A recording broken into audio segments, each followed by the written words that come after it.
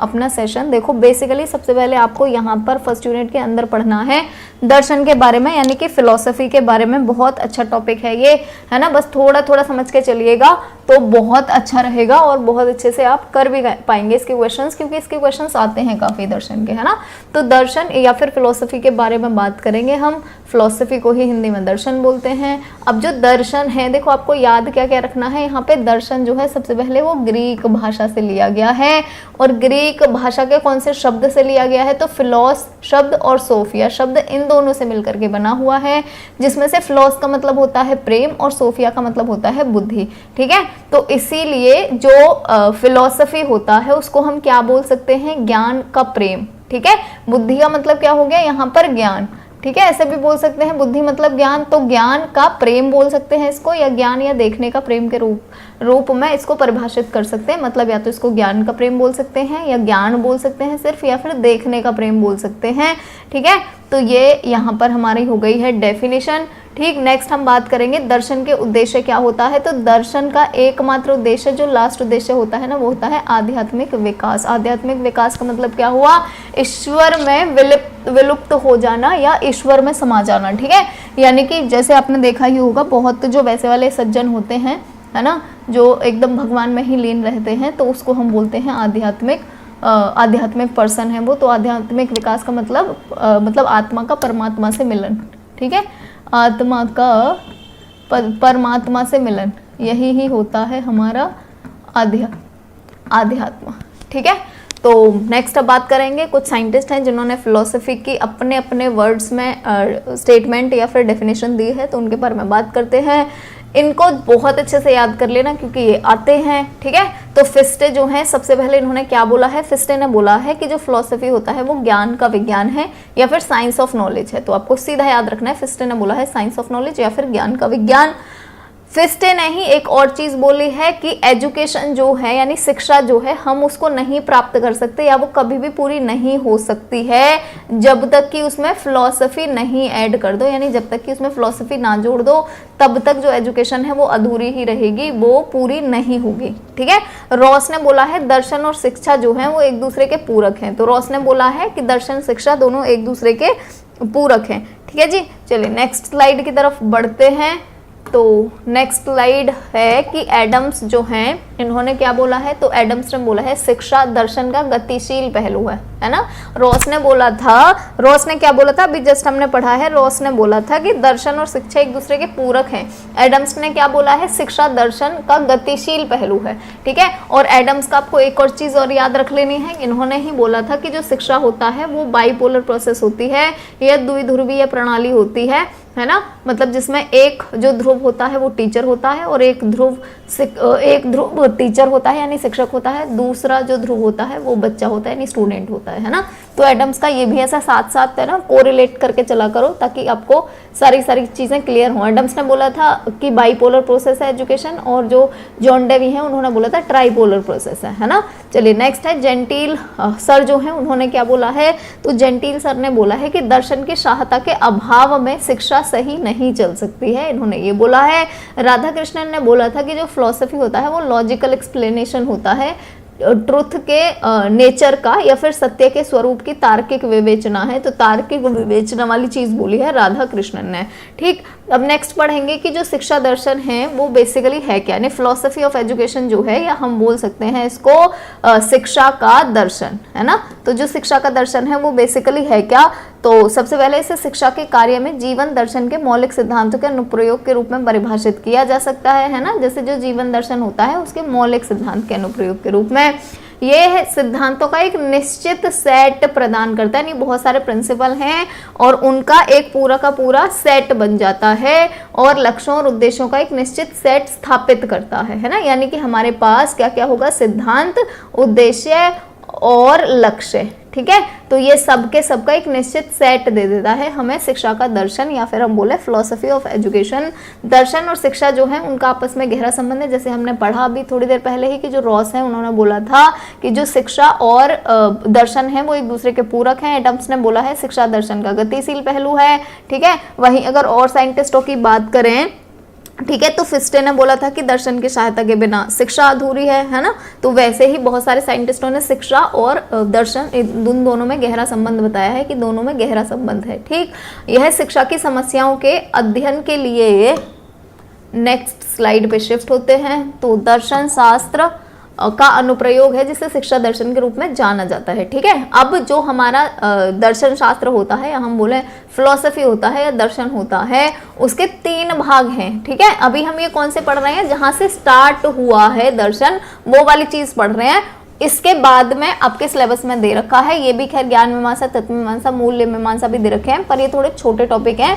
फिर उसके बाद हम चलेंगे बड़े टॉपिक पे कि हमारे यहाँ पे दर्शन की क्या अवधारणा है और जो वेस्टर्न कंट्री हैं, जैसे जो अंग्रेजों वाली कंट्री हैं, वहां पर कौन कौन सी अवधारणा है, तो उनके बारे में और पढ़ना है। आज हम सिर्फ पढ़ेंगे जहां से शुरू हुआ है दर्शन। ठीक है, तो शुरू जहां से हुआ है वहां पर दर्शन के 3 भाग होते हैं। एक को हम बोलते हैं ज्ञान मीमांसा, एक को बोलते हैं तत्व मीमांसा और एक को बोलते हैं मूल्य मीमांसा। ठीक है, तो इसके 3 भाग हैं। ज्ञान मीमांसा मतलब एपिस्टेमियोलॉजी, और तत्व मीमांसा मतलब मेटाफिजिक्स, और जो मूल्य मीमांसा होता है उसको एक्सियोलॉजी बोलते हैं। ठीक, तो ज्ञान मीमांसा जो है, देखो यहाँ पर मैं बता देती हूँ कि यहाँ से आपके क्वेश्चंस किस तरीके के आते हैं। ठीक है, तो यहाँ से मैं वो बता देती हूँ। सबसे पहले देखो क्या आपको याद रखना है, सबसे पहले क्वेश्चन ऐसे याद रखना है, ज्ञान मीमांसा जो है ये तो आपको यहीं से पता चल जाएगा। ज्ञान का सिद्धांत होगा, तत्व मीमांसा में अस्तित्व या वास्तविकता का सिद्धांत होगा, मूल्य में मूल्य का सिद्धांत होगा, है ना। तो ये तो आपको याद करने की जरूरत नहीं है। जो फर्स्ट वाला पार्ट है, आपको बेसिकली क्या याद रखने की जरूरत है, दूसरा चीज, और ये दूसरा ही आता है, ये वाली चीज ही आएगी दूसरी हर किसी की। ठीक है, यही ही आएगी पूछने के लिए। तो ज्ञान मीमांसा में क्या होता है, ज्ञान मीमांसा के अकॉर्डिंग हम क्या डिसाइड करते हैं, तो पाठ्यचर्या और शिक्षण विधियां जो होती है ना, वो ज्ञान मीमांसा को यूज करके निर्धारित करते हैं या बनाते हैं। हम अपने जो भी स्कूल है, अगर वहां पर हम पाठ्यचर्या बना रहे हैं, यानी कि सिलेबस या करिकुलम बना रहे हैं, या पढ़ाने के कौन कौन से तरीके होने चाहिए वो बना रहे हैं, तो हम ज्ञान मीमांसा का यूज करेंगे। अगर हम सेकेंड चीज देखें, तत्व मीमांसा जो है, इसका यूज हम कहां पर करते हैं, तो इसका यूज करते हैं जब हम शिक्षा के उद्देश्य निर्धारित करते हैं कि हमारी शिक्षा के कौन कौन से उद्देश्य रहेंगे या कौन कौन से उद्देश्य फ्यूचर में आगे जाके हमें बनाने चाहिए। तो वो हम किससे डिसाइड करते हैं, तत्व मीमांसा के थ्रू।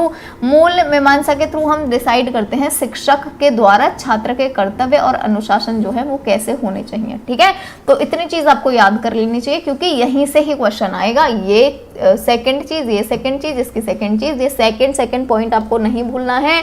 आगे भी आप इसमें क्वेश्चन देखेंगे, यहीं से ही क्वेश्चंस आते हैं। ठीक है, अब आपको इसके बाद में एक चीज और देखनी है, तो वो क्या है, भारतीय संस्कृति के 4 मूल्य हैं। ये मूल्य मीमांसा के अंदर ही है कि क्या है 4 मूल्य, वो कौन कौन से हैं, तो अर्थ, काम, मोक्ष और धर्म। ठीक है, तो ये चारों आपको याद कर लेने हैं, अर्थ, काम, मोक्ष और धर्म। ठीक है, अर्थ का मतलब क्या होता है, तो अर्थ का मतलब होता है पैसे कमाना। ठीक है, काम का मतलब क्या होता है, मतलब अपना प्लेजर जो होता है। काम का मतलब ये नहीं है काम करना, काम करना तो अर्थ में ही आ जाएगा, काम करके पैसे कमाना। ये वाला काम का मतलब क्या है, प्लेजर, है ना, यानी कि खुशी, अपने तन को, अपने मन को खुशी, तो काम का मतलब हो जाएगा वो। मोक्ष का मतलब क्या होता है, मोक्ष का मतलब होता है कि हमें आध्यात्म में विश्वास रखना चाहिए ताकि हमें मोक्ष की प्राप्ति हो। और धर्म मतलब कि हमें धर्म पर डटे रहना है, किसी भी हालत में धर्म से अलग नहीं हटना है ना। तो ये 4 चीजें जो हैं वो मूल्य हैं हर इंसान की। ठीक है, मूल्य मीमांसा के अकॉर्डिंग। हम नेक्स्ट पढ़ेंगे मानव स्वभाव की 3 प्रवृत्तियां दे रखी हैं, और ये 3 प्रवृत्तियां कहाँ पर दे रखी हैं, तो भारतीय आध्यात्मवाद जो है, यानी इंडियन स्पिरिचुअलिज्म जो है, वहां पर मानव स्वभाव की 3 प्रवृत्तियां दे रखी हैं। वो कौन सी हैं, तो एक है सत, एक है रज, एक है तम। ठीक है, इसको हम क्या बोलते हैं, सत को सतगुण भी बोलते हैं, यानी कोई इंसान सतगुणी कितना है, दूसरा है रजगुणी कितना है, और तीसरा है तमगुणी कितना है, या तमस भी बोलते हैं इसको, है ना, तमस या फिर तमगुण या फिर तमस गुण, ऐसे दोनों, तमस या तम एक ही चीज है। ठीक है, आ जाए तो आप समझ लेना कि तम हो या फिर ये हो तमस हो, दोनों एक ही चीज है ना। सत में यहाँ पे ए और लगा देना, रज में भी ए लगा देना, सत, रज और तम। ठीक, ये तीनों होते हैं। अब इन तीनों का मतलब क्या है कि करके वो समझ लेते हैं। ठीक है, क्योंकि हो सकता है क्वेश्चन ऐसे भी आपसे पूछ लिया जाए। देखो, सत का मतलब क्या होता है, सत का मतलब सोचो सत्य से। ठीक। तो सत्य का मतलब क्या है, हर चीज बहुत अच्छे से करना, जैसे जो बहुत भगवान में लिप्त होते हैं ना व्यक्ति, वो सत्गुणी होते हैं, यानी वो झूठ नहीं बोलेंगे, चोरी चकारी नहीं करेंगे, बहुत ही ज्यादा सादा वाला भोजन करेंगे, मदिरापान बिल्कुल भी नहीं करेंगे, मतलब सादा जीवन जीने वाले जो होते हैं और भगवान में विश्वास रखने वाले, भगवान की पूजा करने वाले, उनको हम बोलते हैं सत्गुणी, या इस स्वभाव को हम बोलते हैं कि उसके अंदर सत्य स्वभाव है।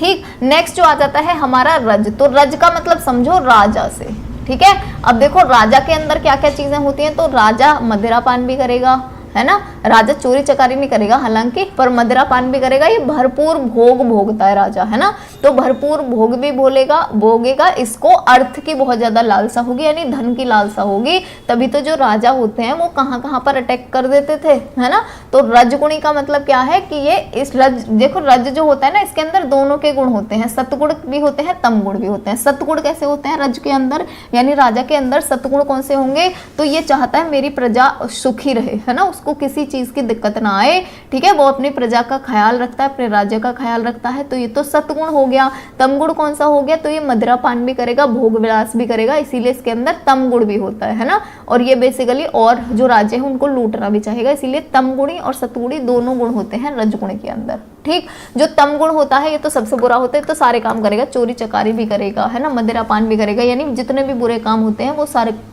सारे के सारे तमगुण या तमस गुण वाले इंसान के अंदर होते हैं। ठीक है। तो ये 3 प्रवृत्तियां होती हैं मानव स्वभाव की, आप देख लीजिएगा आपके अंदर कौन सी है। ठीक है। नेक्स्ट है रामानुजाचार्य थे, इनका भी हम आगे पढ़ेंगे, बहुत नाम है दर्शन शास्त्र में। तो जो रामानुजाचार्य थे उनके अनुसार दर्शन के मूल तत्व जो हैं वो 3 हैं, एक है चित्त, एक है अचित और एक है ईश्वर, यानी एक कॉन्शियस, एक अनकॉन्शियस और एक गॉड। ठीक। तो इनके अनुसार दर्शन के 3 मूल तत्व हैं बेसिकली। ठीक। चलिए नेक्स्ट स्लाइड पे बढ़ते हैं। तो अब हमारे आ जाते हैं क्वेश्चंस। ठीक है। चलिए, है ना, एक टॉपिक, एक दिन में एक टॉपिक फिनिश करेंगे अच्छे से, पर मतलब अच्छे से पढ़ाएंगे, चाहे एक दिन में एक टॉपिक ही फिनिश हो। ठीक है जी। चलिए, तो आज का हमारा पहला जो क्वेश्चन है वो है वर्ड जो है, what word originated from the word philosophy, यानी फिलोसफी जो है वो किन 2 शब्दों से मिलकर के बना हुआ है। तो जिसे हमने पहले ही पढ़ लिया, फिलोस और सोफिया, इन दोनों से मिलकर के बना हुआ है फिलोस और सोफिया। और कौन से वर्ड थे ये, ग्रीक थे, तो ये भी आपको याद रख लेना साथ में, है ना, ग्रीक वर्ड फिलोस प्लस सोफिया। ठीक। नेक्स्ट क्वेश्चन है फिलोस का मतलब क्या होता है, तो हमने ऊपर ऑलरेडी पढ़ लिया है। फिलोस का मतलब क्या होता है, प्रेम होता है, या हम बोले लव होता है। ठीक। सोफिया का मतलब क्या होता है, ये क्वेश्चन भी हम फर्स्ट लाइन में ही पढ़ चुके हैं, इसका मतलब होता है ऑफ विजडम या फिर विजडम। ठीक है। तो विजडम जो है ये हो गया सोफिया का मतलब। ठीक है जी। चलिए नेक्स्ट क्वेश्चन की तरफ शिफ्ट होते हैं। तो नेक्स्ट क्वेश्चन है लिटरल मीनिंग ऑफ फिलोसफी, यानी कि जो फिलोसफी होता है उसका मतलब क्या होता है। फिलोसफी का मतलब क्या हो गया, देखो फिलोस का मतलब हो गया लव और सोफिया का मतलब हो गया नॉलेज या फिर विजडम। ठीक है। विजडम का मतलब बुद्धि होता है ना, और बुद्धि मतलब की नॉलेज। ठीक है। तो लव ऑफ नॉलेज ये मतलब हो जाएगा हमारा फिलोसफी का, यानी ज्ञान से प्रेम ये हो जाएगा, या फिर ज्ञान का प्रेम ये हो जाएगा दर्शन का शाब्दिक अर्थ। ठीक। नेक्स्ट है दर्शन का अर्थ क्या होता है। अगर हम इनमें भी देखें तो हमने वहां पे टू लुक भी देखा था ना, टू लुक, है ना, दर्शन का अर्थ टू लुक भी देखा था। तो फिलोसफी का दूसरा मीनिंग क्या हो जाएगा, टू लुक, यानी लव ऑफ नॉलेज या फिर to look. What is the study of philosophy for. ठीक है। यानी कि जो दर्शन है उसका अध्ययन किस कारण करते हैं, तो क्यों करते हैं दर्शन का अध्ययन, यहाँ में फिलोसफी को पढ़ने की जरूरत क्यों है, इसलिए जरूरत है ताकि हम शिक्षा के सैद्धांतिक आधार को समझ सके, यानी जो शिक्षा है बेसिकली वो दी क्यों जा रही है, उसका आधार क्या है या जरूरत क्या है शिक्षा की। ठीक है। तो इसीलिए हमें दर्शन जो है उसको पढ़ना बहुत ज्यादा जरूरी होता है। ठीक। चलिए नेक्स्ट क्वेश्चन पढ़ेंगे। तो नेक्स्ट क्वेश्चन है philosophy is the science of knowledge, who said this. किसने बोला है कि जो फिलोसफी है वो ज्ञान का विज्ञान है। ठीक। किसने बोला था, फिस्टे ने बोला था, है ना, पहला ही जो स्टेटमेंट था वही ही था ये। तो जहां पे हम स्टेटमेंट कर रहे थे तो फिस्टे जो है इन्होंने बोला था कि दर्शन ज्ञान का विज्ञान है। ठीक। नेक्स्ट है whose idea is that education can not attain completeness and clarity without the aid of philosophy. ठीक है। किसने ये बोला है कि जो शिक्षा है वो दर्शन की सहायता के बिना पूर्णता और स्पष्टता की प्राप्ति नहीं कर सकती है। किसने बोला था, ये भी बोला था फिस्टे ने ही। Very good Yogesh. ठीक है। आप एकदम करेक्ट दे रहे हो सारे आंसर। तो यहाँ पर हमारा बी ऑप्शन जो है वो हो जाएगा एकदम करेक्ट आंसर। ठीक है जी। चलिए नेक्स्ट क्वेश्चन की तरफ बढ़ेंगे। तो नेक्स्ट जो क्वेश्चन है वो है कि to which thinker is this statement philosophy and education are complementary to each other, यानी कि फिलोसफी और एजुकेशन जो होते हैं, यानी कि दर्शन और शिक्षा जो होते हैं वो एक दूसरे के पूरक होते हैं, एक दूसरे के कॉम्प्लीमेंट्री होते हैं। ये किसने बोला है? तो कॉम्प्लीमेंट्री वाली बात किसने बोली थी? रॉस ने बोली थी। सी ऑप्शन जो है वो यहाँ पे हो जाएगा हमारा करेक्ट ऑप्शन। ठीक, चलिए नेक्स्ट पढ़ेंगे। Which educationalist has said education is a dynamic aspect of philosophy. ठीक है, किस एजुकेशनलिस्ट ने या किस शिक्षा शास्त्री ने बोला है कि शिक्षा दर्शन का गतिशील पहलू है? ठीक है, गतिशील पहलू वाली जो बात है ये किसने बोली है? तो ये एडम्स ने बोली थी। हमारा जो डी ऑप्शन है वो यहाँ पे हो जाता है करेक्ट ऑप्शन। ठीक, चलिए नेक्स्ट स्लाइड की तरफ बढ़ते हैं। तो नेक्स्ट जो क्वेश्चन है वो है which philosopher is of the opinion education can not run properly in absence of help of philosophy, यानी कि फिलोसफी की सहायता के बिना जो एजुकेशन है वो अच्छे से नहीं चल सकती है। ये किसने बोला था? तो ये बोला था जेंटिल महोदय ने। हमारा बी ऑप्शन यहाँ पे हो जाता है करेक्ट। ठीक, नेक्स्ट क्वेश्चन है which educationalist believes that philosophy is a logical explanation. ठीक है, यानी कि तार्किक विवेचना वाली जो चीज है कि दर्शन सत्य के स्वरूप की तार्किक विवेचना है। ये जो तार्किक विवेचना वाली बात है किसने बोली थी? राधा कृष्णन ने बोली थी। सी ऑप्शन जो है वो हो जाएगा करेक्ट। राधा कृष्णन ना, आप सेकेंड यूनिट में इनका पूरा का पूरा वो दिया हुआ है, आप बहुत ज्यादा अच्छे तरीके से पढ़ेंगे राधा कृष्णन के बारे में, है ना, बहुत इंपॉर्टेंट है राधा कृष्णन। ठीक, चलिए नेक्स्ट क्वेश्चन की तरफ बढ़ेंगे। तो नेक्स्ट है according to current philosophy today the best form of discipline can be, यानी डिसिप्लिन की सबसे बढ़िया जो फॉर्म है वो कैसी हो सकती है? क्वालिटेटिव, यानी कि गुणात्मक। ठीक है, अनुशासन का सबसे सर्वोत्तम स्वरूप गुणात्मक हो सकता है। क्वालिटेटिव यानी जितने भी लोग हैं उनके अंदर डिसिप्लिन के थ्रू उनकी क्वालिटी बढ़ाओ। ठीक है, नेक्स्ट है the aim of education philosophy is to make all round development of the individual but the aim of philosophy is, aim क्या है इसका? ठीक है, एजुकेशन का एम तो हमें पता है, एजुकेशन का एम क्या है कि ऑल राउंड डेवलपमेंट करना, यानी सर्वांगीण विकास करना। लेकिन फिलोसफी जो है उसका एम क्या है, या फिलोसफी का उद्देश्य क्या है? ठीक है, तो फिलोसफी का उद्देश्य हमने पढ़ लिया था कि स्पिरिचुअल डेवलपमेंट करना, लोगों का या आध्यात्मिक विकास करना, यही ही होता है फिलोसफी का एम। ठीक है जी, चलिए नेक्स्ट क्वेश्चन की तरफ बढ़ेंगे। तो नेक्स्ट क्वेश्चन है what is education philosophy. Education philosophy जो होता है वो क्या होता है? ठीक है, तो व्हाट इज एजुकेशन फिलोसफी या शिक्षा दर्शन जो है वो क्या है? तो शिक्षा दर्शन क्या है? Application of philosophy in educational theory, यानी कि शैक्षिक सिद्धांतों में दर्शन का प्रयोग, यही ही एजुकेशन फिलोसफी होती है। नेक्स्ट क्वेश्चन है दर्शन के विषय क्षेत्र कौन कौन से हैं, यानी कि फिलोसफी जो है इसके सब्जेक्ट कौन कौन से हैं? तो हमने पढ़े हैं ना तीनों, तत्व मीमांसा, ज्ञान मीमांसा और मूल्य मीमांसा। देख लो कहाँ पर है, तत्व मीमांसा, ज्ञान मीमांसा और मूल्य मीमांसा, ये तीनों, तो यही ही तीनों होते हैं दर्शन के विषय क्षेत्र। ठीक, वेरी गुड योगेश। ठीक है, चलिए नेक्स्ट क्वेश्चन है कि दर्शन की तत्व मीमांसा से क्या निर्धारित होता है। जैसे मैं बोल रही थी आपको सेकंड चीज जो है हर किसी में वो याद रख लेनी है कि किससे क्या डिसाइड करते हैं, किससे क्या निर्धारित करते हैं। ठीक है, तो दर्शन के तत्व मीमांसा जो है, तत्व मीमांसा से हम क्या निर्धारित करते हैं? तत्व मीमांसा से हम तत्व मीमांसा जो है उससे हम निर्धारित करते हैं शिक्षा के उद्देश्य। ठीक, तो यहाँ पे हमारा बी ऑप्शन जो है वो हो जाएगा करेक्ट ऑप्शन। ठीक, चलिए नेक्स्ट क्वेश्चन की तरफ बढ़ते हैं। तो नेक्स्ट क्वेश्चन है शिक्षा के उद्देश्यों का निकट संबंध है, यानी शिक्षा के उद्देश्य जो हैं वो हम किससे डिसाइड करते हैं? देखो पिछला वाला ही क्वेश्चन है, बस ये थोड़ा सा वो हो गया है ना, लैंग्वेज डिफरेंट हो गई है। तो शिक्षा के उद्देश्यों का निकट संबंध किससे, यानी किससे डिटरमाइन करते हैं? हम तत्व मीमांसा से डिसाइड करते हैं शिक्षा के क्या उद्देश्य होने चाहिए। ठीक, नेक्स्ट है दर्शन की किस मीमांसा द्वारा पाठ्यचर्या और शिक्षण विधियां निर्धारित करी जाती हैं, यानी कि पाठ्यचर्या और शिक्षण विधियां ये हम किससे डिसाइड करते हैं? तो ये हम डिसाइड करते हैं ज्ञान मीमांसा के थ्रू, यानी कि हमारा बी ऑप्शन जो है वो हो जाएगा करेक्ट। ठीक है, जैसा कि मैं बोल रही थी कि वो सेकंड चीज आपको जरूर याद करनी है क्योंकि यहीं से ही क्वेश्चन आता है। ठीक, नेक्स्ट है दर्शन की किस मीमांसा द्वारा शिक्षक द्वारा छात्र के कर्तव्य और अनुशासन का स्वरूप निश्चित होता है? ठीक है, शिक्षक द्वारा, है ना। तो ये कौन करता था? ये करता था लास्ट वाला, यानी कि मूल्य मीमांसा। तो हमारा सी ऑप्शन जो है वो हो जाएगा यहाँ पे करेक्ट। ठीक, नेक्स्ट क्वेश्चन है भारतीय संस्कृति के 4 मूल्य कौन कौन से हैं। अभी हम मूल्य मीमांसा की बात कर रहे हैं, तो मूल्य मीमांसा के अकॉर्डिंग 4 जो मूल्य थे वो कौन कौन से हैं, तो कौन कौन से हैं, अर्थ, काम, मोक्ष और धर्म। ये 4 थे। कहां पर लिखा हुआ है, बी में लिखा हुआ है, अर्थ, काम, मोक्ष और धर्म। तो ये 4 जो हैं यही ही 4 मूल्य हैं भारतीय संस्कृति के अनुसार, या हम बोले मूल्य मीमांसा के अनुसार। ठीक, चलिए नेक्स्ट क्वेश्चन की तरफ बढ़ते हैं। तो नेक्स्ट क्वेश्चन है भारतीय आध्यात्मवाद ने मानव स्वभाव की कौन सी 3 प्रवृत्तियां स्वीकार की हैं, यानी मानव स्वभाव की कौन सी 3 प्रकृतियां हैं, सतगुणी, रजगुणी, तमगुणी। ये 3 प्रवृत्तियां होती है ना इंसान की। देखो कहां पर लिख रहा है, सत, रज और तम। ठीक, तो हमारे यहाँ पे ए ऑप्शन हो जाएगा करेक्ट। ठीक, नेक्स्ट है रामानुजाचार्य के अनुसार दर्शन के मूल तत्व हैं। कौन कौन से हैं, चित्त, अचित्त और ईश्वर। ये तीनों ही थे रामानुजाचार्य के अनुसार दर्शन के मूल तत्व। तो हमारे यहाँ पे टी ऑप्शन करेक्ट हो जाता है कि सारे के सारे चित्त, अचित्त और ईश्वर ये तीनों ही हैं। ठीक है, हमारे नोट्स खरीदना चाहते हैं तो ये हमारा एप्लीकेशन है RMPSU आरती मैम करके, ये आपको गूगल प्ले स्टोर पे मिल जाएगा। इस ऐप को डाउनलोड करके आप हमारे नोट्स खरीद सकते हैं।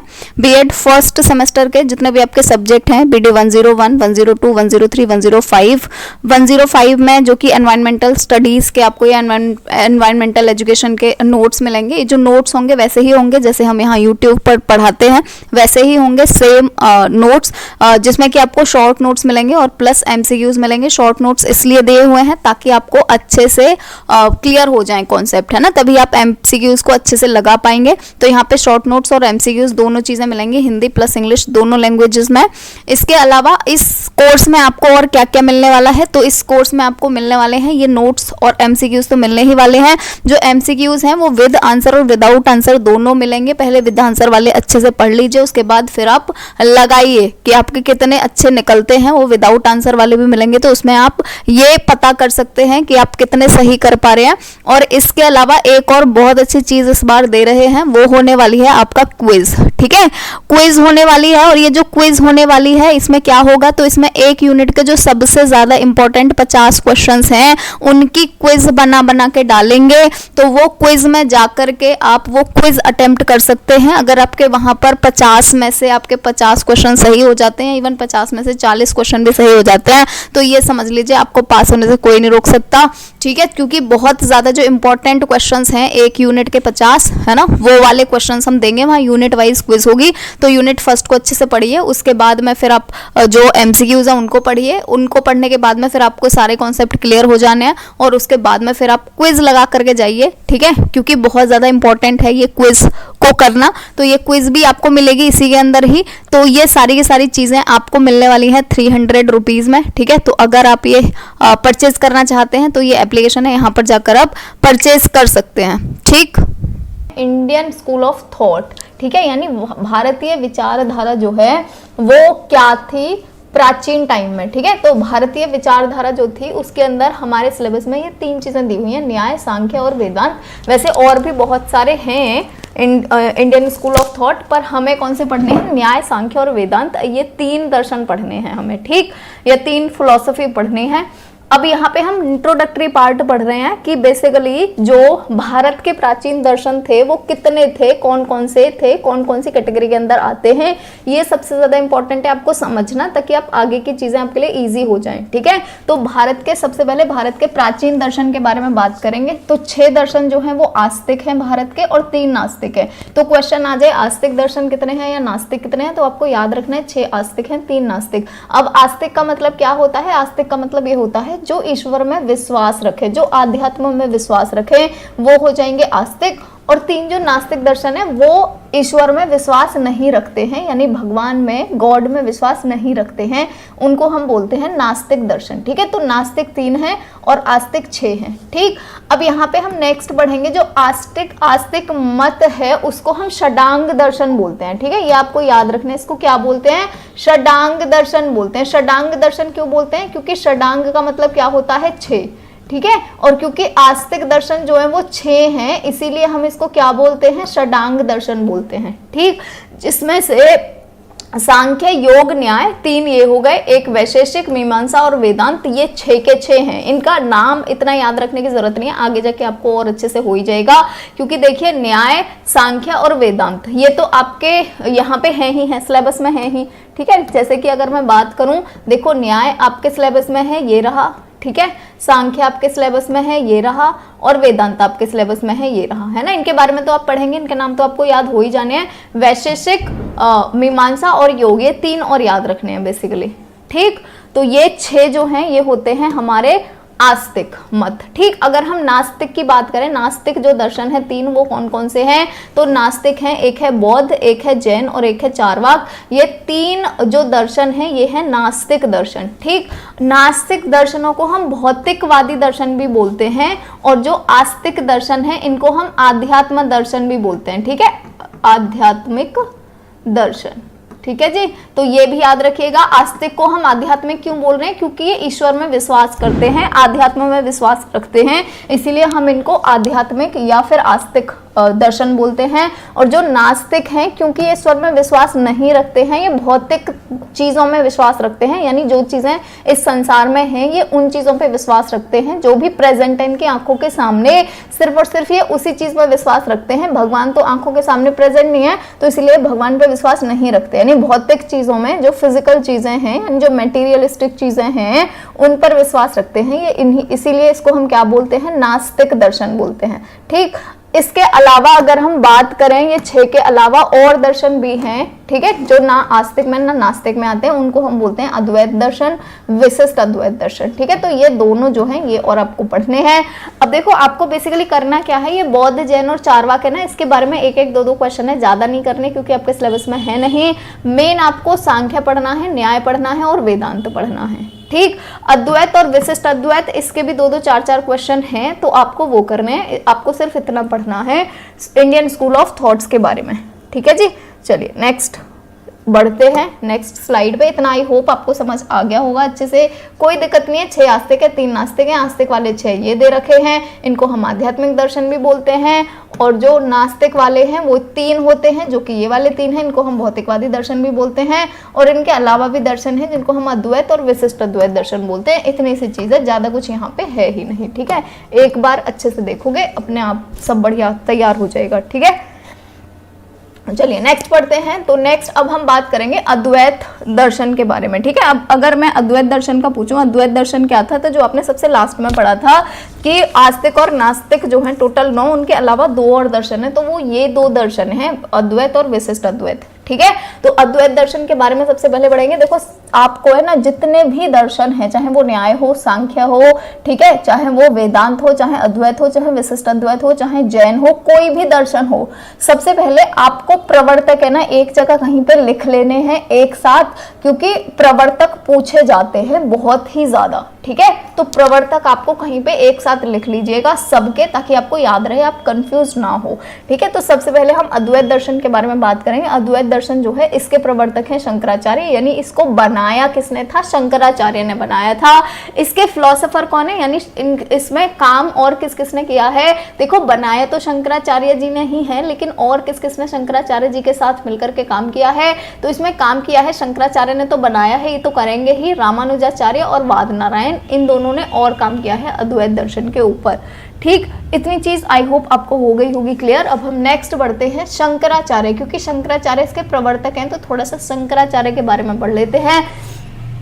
शंकराचार्य जो हैं इन्होंने क्या बोला है, इन्होंने बोला है जो वास्तविक अनुशासन होता है, यानी जो सही अर्थ में अनुशासन है ना, वो आत्म अनुशासन है, यानी अपना स्वयं का अनुशासन है। अपने ऊपर अनुशासन कर लो तो समझ लो आपने सब कुछ पा लिया, ठीक है। अपने ऊपर अनुशासन जो है उस पर इन्होंने बहुत ज्यादा जोर दिया है। शंकराचार्य जी ने शिक्षा के उद्देश्य जो है वो 3 बताए हैं, एक तो सत्य जीवन का विकास, एक ब्रह्म की प्राप्ति और एक वसुदेव कुटुंबकम की भावना। तो ये 3 इनके शिक्षा के उद्देश्य हैं, ठीक। अब नेक्स्ट हम बात करेंगे विशिष्ट अद्वैत दर्शन की। तो विशिष्ट अद्वैत दर्शन जो है वो रामानुजाचार्य, ठीक। अब आपको कैसे याद रखना है, अद्वैत तो शंकर जी ने करा है और विशिष्ट अद्वैत राम जी ने करा है, इस तरीके से याद रख लो, है ना। विशिष्ट राम जी ने और अद्वैत शंकराचार्य जी ने, शंकर जी ने, या शंकर और राम ऐसे करके याद रख लेना, ठीक है। चलिए नेक्स्ट स्लाइड की तरफ बढ़ते हैं। तो अब आते हैं हम अपने मेन पॉइंट पे जो हमारे सिलेबस में दिया हुआ है। आज हम न्याय दर्शन के बारे में बात करेंगे और कल हम बात करेंगे जो हमारा सांख्य दर्शन और वेदांत दर्शन होगा, दोनों को कल फिनिश कर लेंगे, है ना। आज हम सिर्फ न्याय दर्शन तक ही पढ़ेंगे, ठीक है जी। तो अब नेक्स्ट हम पढ़ते हैं न्याय दर्शन जो होता है ये क्या होता है। ठीक, न्याय दर्शन जो है इसको हम आन्वीक्षी के नाम से भी जानते हैं। तो अगर पूछा जाए आपसे एग्जाम में कि आन्वीक्षी हम किसको बोलते हैं, तो आपको याद रखना है न्याय दर्शन को ही हम आन्वीक्षी भी बोलते हैं। ठीक, आन्वीक्षी जो है वो बेसिकली होता क्या है, तो ये प्रत्यक्ष, प्रत्यक्ष का मतलब क्या होता है डायरेक्ट, और आगम का मतलब होता है इनडायरेक्ट। ठीक है, तो ये डायरेक्ट या फिर इनडायरेक्ट के द्वारा उपलब्ध ज्ञान, यानी ज्ञान हमें कैसे भी प्राप्त हो, या तो डायरेक्टली प्राप्त हो रहा है यानी डायरेक्टली हम अपनी आंखों से देख करके अपनी कानों से सुन करके प्राप्त कर रहे हैं ज्ञान, या हमें दूसरा बंदा बता रहा है, दूसरा बंदा बता रहा है, उसको क्या बोलेंगे इनडायरेक्ट बोलेंगे, और जो हम अपने आप प्राप्त कर रहे हैं अपनी इंद्रियों को यूज करके उसको हम डायरेक्ट बोलेंगे। ठीक है, तो किसी भी तरीके से ज्ञान प्राप्त हो उसको हम आन्वीक्षी बोलते हैं, यानी उसी को ही हम न्याय दर्शन बोलते हैं। ठीक, इसके प्रतिपादक की बात करें, जैसे हमने विशिष्ट और अद्वैत दर्शन के बारे में बात करी थी। अद्वैत दर्शन शंकराचार्य ने बनाया था, विशिष्ट अद्वैत दर्शन रामानुजाचार्य ने बनाया था, है ना। वो मैंने याद करवाया था कि शंकर शंकर से याद कर, शंकर और राम जी से याद कर लेना। अब न्याय दर्शन जो है ये किसने बनाया था, तो ये बनाया था महर्षि गौतम ने। ठीक है, महर्षि गौतम को हम अक्षपाद भी बोलते हैं, ये भी आपको याद रखना है कि महर्षि गौतम को हम अक्षपाद भी बोलते हैं, जिन्होंने न्याय दर्शन बनाया था। अब देखो यहाँ पे ना आपको दो चीज याद रखनी है न्याय दर्शन की। एक तो वो ये पूछता है कि न्याय सूत्र जो है वो कौन सा ग्रंथ है न्याय दर्शन का, तो न्याय सूत्र को आपको याद रखना है, ये पहला ग्रंथ है न्याय दर्शन का। ठीक है, न्याय सूत्र पहला ग्रंथ है, जबकि अगर हम बात करें तत्व चिंतामणि की, तो तत्व चिंतामणि प्रमुख ग्रंथ है।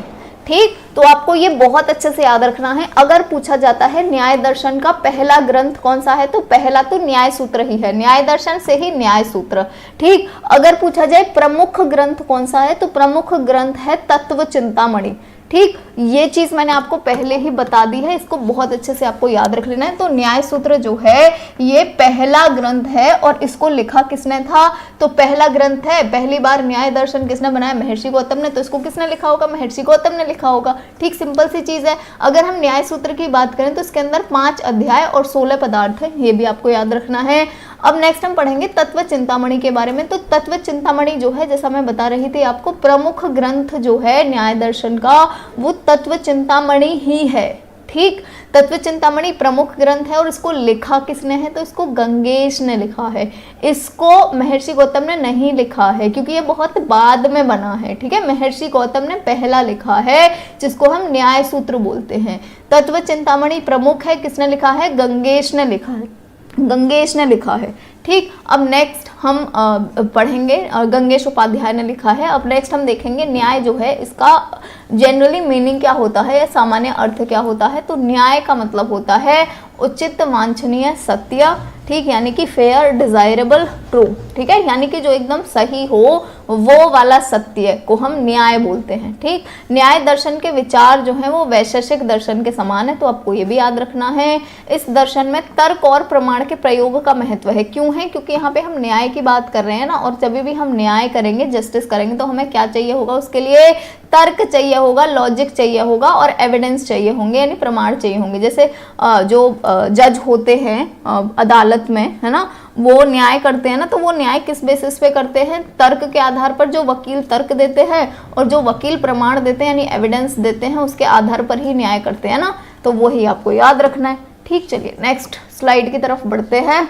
तो नेक्स्ट अगर हम देखें तो मूल मुक्ति प्राप्त करने का सच्चा मार्ग, अगर हम ज्ञान, अगर हम न्याय दर्शन के अकॉर्डिंग बात करें कि अगर हमें मुक्ति पानी है तो हमें क्या करना पड़ेगा, उसका सच्चा मार्ग क्या है, तो इसका सच्चा मार्ग है ज्ञान योग। ठीक, तो ऐसे पूछा जाएगा, हर किसी दर्शन में पूछा जाता है, यानी किसी भी दर्शन का आपको पूछ सकते हैं कि न्याय के अकॉर्डिंग मुक्ति प्राप्त करने का सच्चा मार्ग क्या है, या सांख्य के अकॉर्डिंग मुक्ति प्राप्त करने का सच्चा मार्ग क्या है, या वेदांत के अकॉर्डिंग मुक्ति प्राप्त करने का सच्चा मार्ग क्या है। तो आपको याद रखना है, अगर हम न्याय सूत्र की बात करते हैं तो वहां पर ज्ञान योग जो है वही ही है मुक्ति पाने के लिए सच्चा मार्ग। ठीक। मूल तत्व कितने हैं न्याय सूत्र में, तो इसमें बहुत सारे हैं, न्याय दर्शन में मूल तत्व बहुत सारे हैं। ठीक। न्याय दर्शन की 4 प्रमा या 4 प्राण हैं, कौन कौन से हैं? एक है प्रत्यक्ष यानी कि डायरेक्ट, एक है अनुमान, ठीक है, जो हम अनुमान लगा लेते हैं ऐसे ही, है ना, जैसे अनुमान लगा लेते हैं कि चलो ये हो गया होगा, वो हो गया होगा, है ना। बेसिकली क्या है यहाँ पर, ये यहाँ पर हम न्याय दिलवा रहे हैं, यानी कि न्याय कर रहे हैं किसी भी चीज़ के साथ। तो देखो न्याय करने के लिए क्या चाहिए, तो डायरेक्ट चीज चाहिए, है ना, कि डायरेक्टली हमने देखा है। दूसरा अनुमान लगा लिया। तीसरा उपमान कर लिया। उपमान का मतलब क्या होता है? आर्ग्यूमेंट, ठीक है, जैसे आर्ग्यूमेंट करते हैं ना वकील एक दूसरे से, तो वो हो गया उपमान। और नेक्स्ट है शब्द या प्रमाण। प्रमाण के बारे में आप जानते ही हैं, प्रूफ या फिर एविडेंस, तो वो हो गया हमारा, ये हो गए हमारे 4 प्रमा या 4 प्राण। ठीक। न्याय दर्शन के 5 स्वरूप हैं, तो आपको अंदर वाला याद नहीं करना है, मैंने समझाने के लिए लिखा हुआ है। 5 स्वरूप याद रख लेने। कौन कौन से हैं? प्रतिज्ञा, कारण, उदाहरण, उपनय और निगमन। ठीक। तो ये 5 जो हैं वो न्याय दर्शन के स्वरूप हैं। प्रतिज्ञा की अगर हम बात करते हैं तो तार्किक कथन जो सिद्ध किया जाना है उसको हम प्रतिज्ञा बोलते हैं। जैसे बोलते हैं ना, मैं प्रतिज्ञा लेता हूं कि मैं आगे ये करूंगा, तो वो क्या है? जिसको सिद्ध आगे जाके हम करेंगे। अभी हमने बोल दिया है लेकिन हम आगे जाके उसको सिद्ध करेंगे, है ना, यानी आगे जाके उसको पूरा करेंगे, तो उसको हम प्रतिज्ञा बोलते हैं। कारण जो है वो कोई भी प्रस्ताव की स्थापना का कारण होता है, ना किसी भी चीज को करने के लिए कारण होता है। उदाहरण क्या है? जैसे कि जो वकील वगैरह होते हैं वो उदाहरण देते हैं ना, जब भी वो तर्क कर रहे होते हैं तो वो उदाहरण देते हैं ना किसी चीज का, कि देखो ऐसे हुआ होगा तो ऐसे हो गया होगा, तो उदाहरण वो हो गया। उपनय जो होता है वो क्या होता है? तो वर्तमान मामले के लिए सार्वभौमिक संप्रदाय का अनुप्रयोग, यानी कि जो सबके लिए एप्लीकेबल हो उसको हम बोलते हैं उपनय। ठीक है, यानी सब पे लागू हो। नेक्स्ट है निगमन यानी कि डिडक्शन। ये निष्कर्ष पूर्ववर्ती प्रस्ताव से लिया गया है, ठीक है, यानी पहले से ही डिसाइडेड होता है, तो ये हो गया हमारा निगमन। ठीक है, आपको बेसिकली इनके नाम याद रख लेने हैं कि 5 जो स्वरूप हैं वो कौन कौन से हैं? प्रतिज्ञा, कारण, उदाहरण, उपनय, निगमन।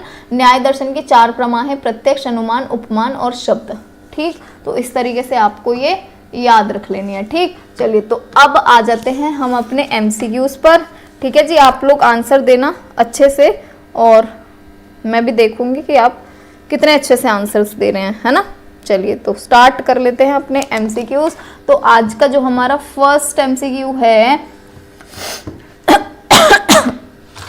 चलिए तो आज जो हमारा फर्स्ट MCQ है वो है अद्वैत दर्शन के या अद्वैत फिलॉसफी के ओरिजिनेटर या प्रवर्तक जो हैं वो कौन है। तो देखो मैंने क्या बोला था, अद्वैत को याद रख लेना शंकर जी से और विशिष्ट अद्वैत को याद रख लेना राम जी से। ठीक है, तो अद्वैत दर्शन के प्रवर्तक कौन हो जाएंगे? शंकर जी यानी शंकराचार्य, और विशिष्ट अद्वैत के कौन हो जाएंगे? राम जी यानी कि रामानुजाचार्य। ठीक है, इस तरीके से याद करो, सारे ऑप्शन ऐसे ही लगाते जाओगे। ठीक है, अद्वैत दर्शन के दार्शनिक कौन कौन है? देखो अद्वैत दर्शन के प्रवर्तक तो शंकराचार्य थे, ठीक है, और इसके दार्शनिक कौन थे? 3 थे। एक तो शंकराचार्य जी खुद थे, ठीक है, और एक रामानुजाचार्य थे जिन्होंने विशिष्ट अद्वैत दर्शन भी बनाया, तो 2 तो हमें यहीं ही मिल गए। ठीक है, और तीसरे थे वाद नारायण। ठीक, यानी यहाँ पे हमारा उपरोक्त सभी जो है वो हो जाएगा करेक्ट ऑप्शन। ठीक है जी, चलिए नेक्स्ट क्वेश्चन की तरफ बढ़ते हैं। तो नेक्स्ट क्वेश्चन है शंकराचार्य के अनुसार वास्तविक अनुशासन का सही अर्थ क्या है? ये वास्तविक अनुशासन किस चीज को मानते थे शंकराचार्य जिन्होंने अद्वैत दर्शन बनाया था? ठीक है, तो ये किसको मानते थे वास्तविक अनुशासन? आत्म अनुशासन को या फिर स्वयं के अनुशासन को? ठीक है, किसको मानते थे ये मानते थे आत्म अनुशासन को। ठीक, तो यहाँ पे हमारा हो जाएगा सेल्फ डिसिप्लिन। ठीक, आत्म अनुशासन, ठीक है, या सोल डिसिप्लिन भी बोल सकते हैं इसको, क्योंकि स्वानुशासन को भी हम सेल्फ डिसिप्लिन ही बोलते हैं, तो यहाँ पे हम इसको सोल डिसिप्लिन भी बोल सकते हैं, है ना, SOUL, सोल डिसिप्लिन भी बोल सकते हैं, है ना। नेक्स्ट है शंकराचार्य के अनुसार शिक्षा का उद्देश्य क्या है? शंकराचार्य वही जो अद्वैत दर्शन के प्रवर्तक हैं। ठीक, इनके अनुसार शिक्षा के उद्देश्य क्या क्या है? सत्य जीवन का विकास, ब्रह्मा की प्राप्ति और वसुदेव कुटुंबकम की भावना, तीनों वहां पे दिए हुए थे, यानी डी ऑप्शन हमारा यहाँ पर भी हो जाता है करेक्ट। ठीक, नेक्स्ट है शक्ति का प्रयोग किसके लिए किया जाना चाहिए? तो शक्ति का प्रयोग किस लिए किया जाना चाहिए? पैसे कमाने के लिए नहीं, है ना, कि आपके पास बहुत ताकत है, बैंक चले जाओ लूट लाओ वहां से, है ना, इसके नहीं किया जाना चाहिए। शारीरिक सुख प्राप्ति के लिए कि हमें बढ़िया खाना खा लें, हम अच्छे से सो लें पूरे दिन, इसके लिए करना चाहिए? नहीं, इसके लिए नहीं करना चाहिए। अपनी रुचि के लिए, यानी जिस चीज में हमारा इंटरेस्ट है, हम चाहते हैं कि हमें मतलब बहुत सारे यहाँ पे बार खुलवा देने हैं, है ना, डेली बार में जाना है, नहीं, बिल्कुल भी नहीं। ठीक है, किस लिए होना चाहिए, नैतिक उद्देश्य के लिए होना चाहिए। डी ऑप्शन जो है वो हमारे यहाँ पे हो जाएगा करेक्ट ऑप्शन। ठीक, चलिए नेक्स्ट बढ़ते हैं। इनमें से मानसिक प्रक्रिया का पक्ष कौन सा है, मानसिक प्रक्रिया का पक्ष इनमें से कौन सा हो जाएगा, अहंकार हो जाएगा, नहीं, बुद्धि भी नहीं, और ये सभी भी नहीं। ठीक है, मानसिक प्रक्रिया का पक्ष कौन सा होगा, ज्ञान होगा, है ना। वैसे बुद्धि जो ज्ञान जो है वो बुद्धि से ही होता है, लेकिन यहाँ पे बुद्धि जो है वो प्रक्रिया नहीं है। प्रक्रिया क्या है, ज्ञान है प्रक्रिया। बुद्धि जो है उससे हम ज्ञान प्राप्त करते हैं, है ना। तो बुद्धि जो है वो प्रक्रिया नहीं है, प्रक्रिया ज्ञान ही है ना। नेक्स्ट है न्याय दर्शन के प्रतिपादक कौन है। अब देखो यहाँ से हमारे मेन जो क्वेश्चंस हैं वो शुरू हो जाते हैं, यानी जो हमारे सिलेबस में न्याय दर्शन दिया हुआ है वो। ठीक, तो न्याय दर्शन की अगर हम बात करें, न्याय दर्शन के प्रतिपादक कौन है, तो महर्षि गौतम है। सी ऑप्शन जो है वो हमारा यहाँ पे हो जाएगा करेक्ट।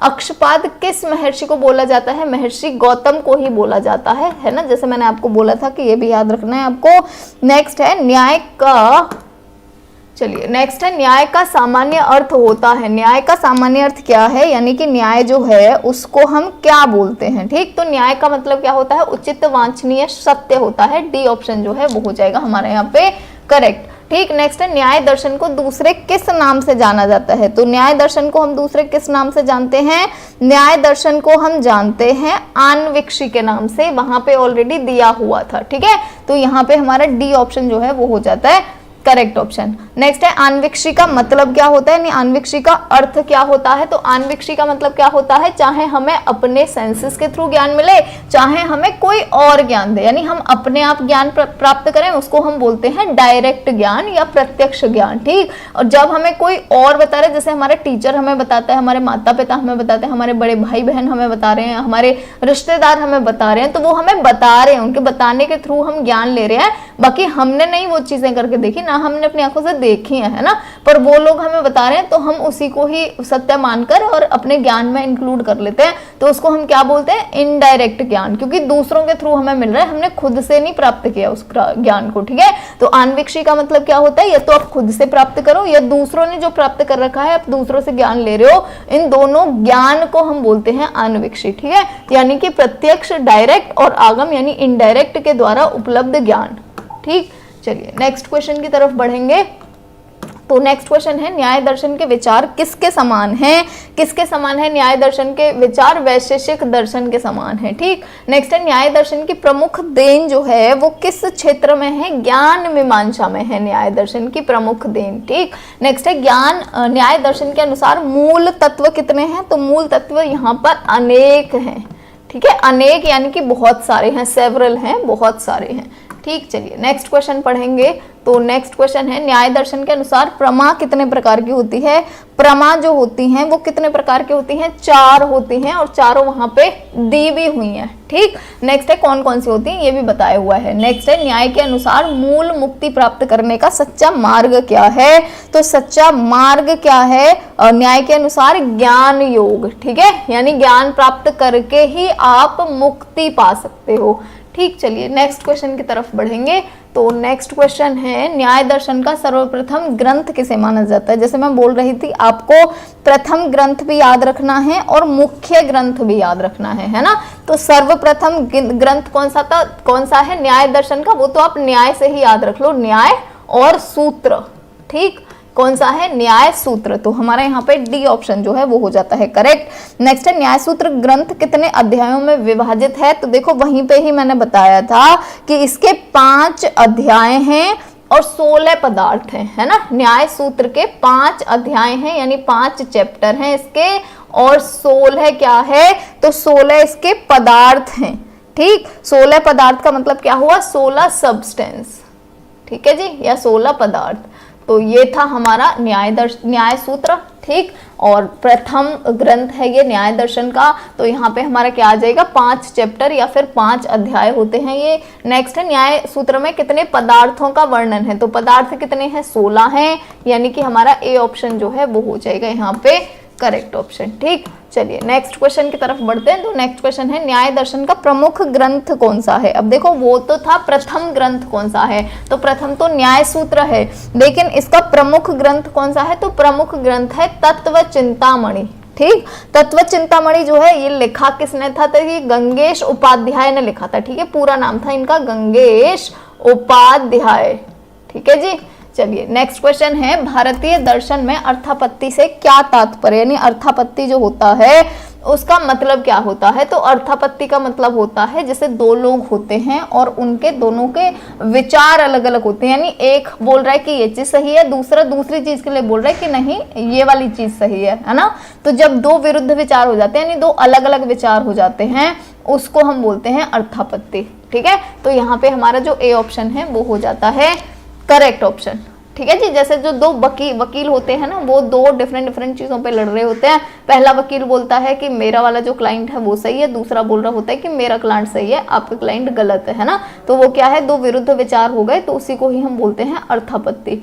ठीक है जी। तो अभी आपका सांख्य दर्शन होने वाला है और सांख्य दर्शन के बाद में हम पढ़ेंगे वेदांत दर्शन। ठीक, तो ये दो हमारे दर्शन होंगे। तो हमारे जो भारत के प्राचीन दर्शन थे वो यहाँ पे हमारे फिनिश हो जाएंगे आज, और कल से हम स्टार्ट करेंगे जो आधुनिक दर्शन हैं उनके बारे में। ठीक है, ये हमारे जो इंडिया के हैं वो अभी फिनिश हो जाएंगे, और नेक्स्ट जो हमारा कल वीडियो आएगी उसमें हम जो आधुनिक हैं या हम बोलें जो अभी वेस्टर्न वर्ल्ड के हैं वो हमारे स्टार्ट हो जाए, है ना। तो आज हम बात करेंगे सांख्य दर्शन की। देखो सांख्य दर्शन और वेदांत दर्शन ना दोनों ही बहुत ज्यादा इंपॉर्टेंट हैं। इन दोनों दर्शन में से एक क्वेश्चन आपका आने वाला है, क्योंकि ये दोनों ही बहुत ज्यादा इंपॉर्टेंट है। ठीक है, तो सांख्य दर्शन की सबसे पहले बात कर लेते हैं। सांख्य दर्शन जो है सबसे पहले तो सबसे ज्यादा प्राचीन यही ही है, यानी कि सबसे पहले यही ही दर्शन बना था। ठीक है, तो अगर इस तरीके से भी क्वेश्चन आता है कि सबसे पहले कौन सा दर्शन बना हुआ है या सबसे प्राचीन दर्शन कौन सा है, तो सांख्य दर्शन है। अब देखो यहाँ पे छोटी छोटी चीजें दी हुई हैं, ये बहुत ज्यादा इंपॉर्टेंट है याद करना। जैसे सांख्य दर्शन के प्रतिपादक यानी किसने बनाया था ये, या किसने लिखा था, कपिल मुनि ने लिखा था, है ना। और इसके 6 अध्याय हैं, यानी 6 चैप्टर हैं इसमें, और टोटल 491 सूत्र हैं। ठीक, कपिल मुनि जो हैं इनके बारे में थोड़ा सा पढ़ेंगे हम यहाँ पे। तो कपिल मुनि जो हैं इन्होंने लिखा क्या क्या है, तो इन्होंने सांख्य सूत्र लिखा है और तत्व समास लिखा है। ठीक है, तो सांख्य दर्शन के बारे में भी अगर ये लिखने के लिए आ जाता है कि सांख्य दर्शन का सबसे पहला दर्शन कौन सा है, जो सांख्य दर्शन के अंदर जैसे बहुत सारे दर्शन है ना, तो उनमें सबसे पहला दर्शन कौन सा है, तो सबसे पहला है सांख्य सूत्र। और अगर इस तरीके से आ जाता है सांख्य सूत्र किसने लिखा था, तो कपिल मुनि ने लिखा था, क्योंकि सांख्य सूत्र ही आएगा पूछने के लिए। तत्व समास भी आ सकता है, पर सांख्य सूत्र के ज्यादा चांसेस हैं। ठीक, अब जो कपिल मुनि है इन्होंने एक चीज बोली है, नास्ति सांख्य समम जानम। ठीक, यानी अगर जिसने सांख्य नहीं जाना उसने कुछ नहीं जाना, तो ये चीज भी लिखी है जो कपिल मुनि है उन्होंने ही। और सांख्य दर्शन के अकॉर्डिंग या हम बोलें कि कपिल मुनि जो हैं उन्होंने मूल तत्व सृष्टि के कितने बताए, मूल तत्व हैं। उन्होंने बोला था कि जो पूरी की पूरी सृष्टि है, यानी पूरी की 25 तत्वों से मिलकर के बनी हुई है। ठीक, अब ये 25 तत्व जो हैं वो हैं कौन कौन से, तो ये यहाँ पे नाम दिए हुए हैं सबके। आप एक बार इनको पढ़ जाइएगा, ये आएंगे नहीं ऐसे, मतलब बहुत ही ज्यादा मुश्किल है कि ये आ जाए, बहुत ही ज्यादा मुश्किल है कि ये आ जाए, है ना। आप बस एक बार इनको देख जाइएगा, ज्यादा कुछ वो मत करिएगा, मतलब इसी में ही रटने बैठ जाओ या ये करने बैठ जाओ, ये सब कुछ नहीं करना है, बस एक बार ऐसे देख करके चले जाना। ठीक है, तो ये सारे के सारे 25 हैं, जैसे पुरुष, प्रकृति, महत्व, अहंकार, चक्षु, कर्ण, नसिका, जिह्वा, त्वक, वाक, ये सारे के सारे ना पढ़ जाना। 25 है, आप गिन के भी देख सकते हैं। ठीक, अब यहाँ पे है ना उन्होंने जो हमारा पहला है, जैसे 2-3 जो इसमें इंपॉर्टेंट है उनके बारे में नीचे दिया हुआ है, इनके बारे में अच्छे से पढ़ लेना। जैसे अगर हम पुरुष के बारे में बात करें, पुरुष तत्व के बारे में, तो पुरुष तत्व को आत्मा और चेतन भी बोलते हैं, है ना। तो इनके नाम भी आ जाएंगे आपसे पूछने के लिए कि इसको क्या बोलते हैं, इसको क्या बोलते हैं, तो आपको याद रखना है आत्मा या फिर चेतन बोलते हैं पुरुष तत्व को। अब ये जो आत्मा या चेतन है ये बेसिकली है क्या, है ना। तो आत्मा या चेतन जो है वो क्या है, जो कार्य है उससे कोई अन्य पदार्थ नहीं बनता है, यानी पुरुष तत्व से कोई भी अन्य पदार्थ नहीं बनता है और यही ही कार्य है। ठीक, अब यहाँ पे इन्होंने बोला है कि 5 भौतिक तत्व होते हैं। ठीक है, जैसे आप यहाँ पे भी देख रहे होंगे, ये पृथ्वी, जल, तेज, वायु, आकाश, ये जो लास्ट वाले 5 हैं, यहाँ पे ये 3 और ये वाले 2। ठीक है, तो ये जो 5 है ना इनको हम बोलते हैं भौतिक तत्व। ठीक है, जिनको कि हम पंच महाभूत के नाम से भी जानते हैं। ठीक है, या 5 एलिमेंट के नाम से भी जानते हैं, 5 फिजिकल एलिमेंट या 5 एलिमेंट के नाम से भी जानते हैं।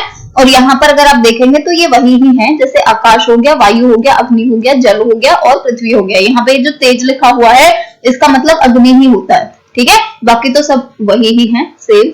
ठीक, चलिए नेक्स्ट चलते हैं। इन्होंने बोला है सांख्य दर्शन के अकॉर्डिंग 5 ज्ञान इंद्रियां होती हैं, जो ये सारे के सारे 25 जो है ना वो यही ही वाले हैं अभी, है ना।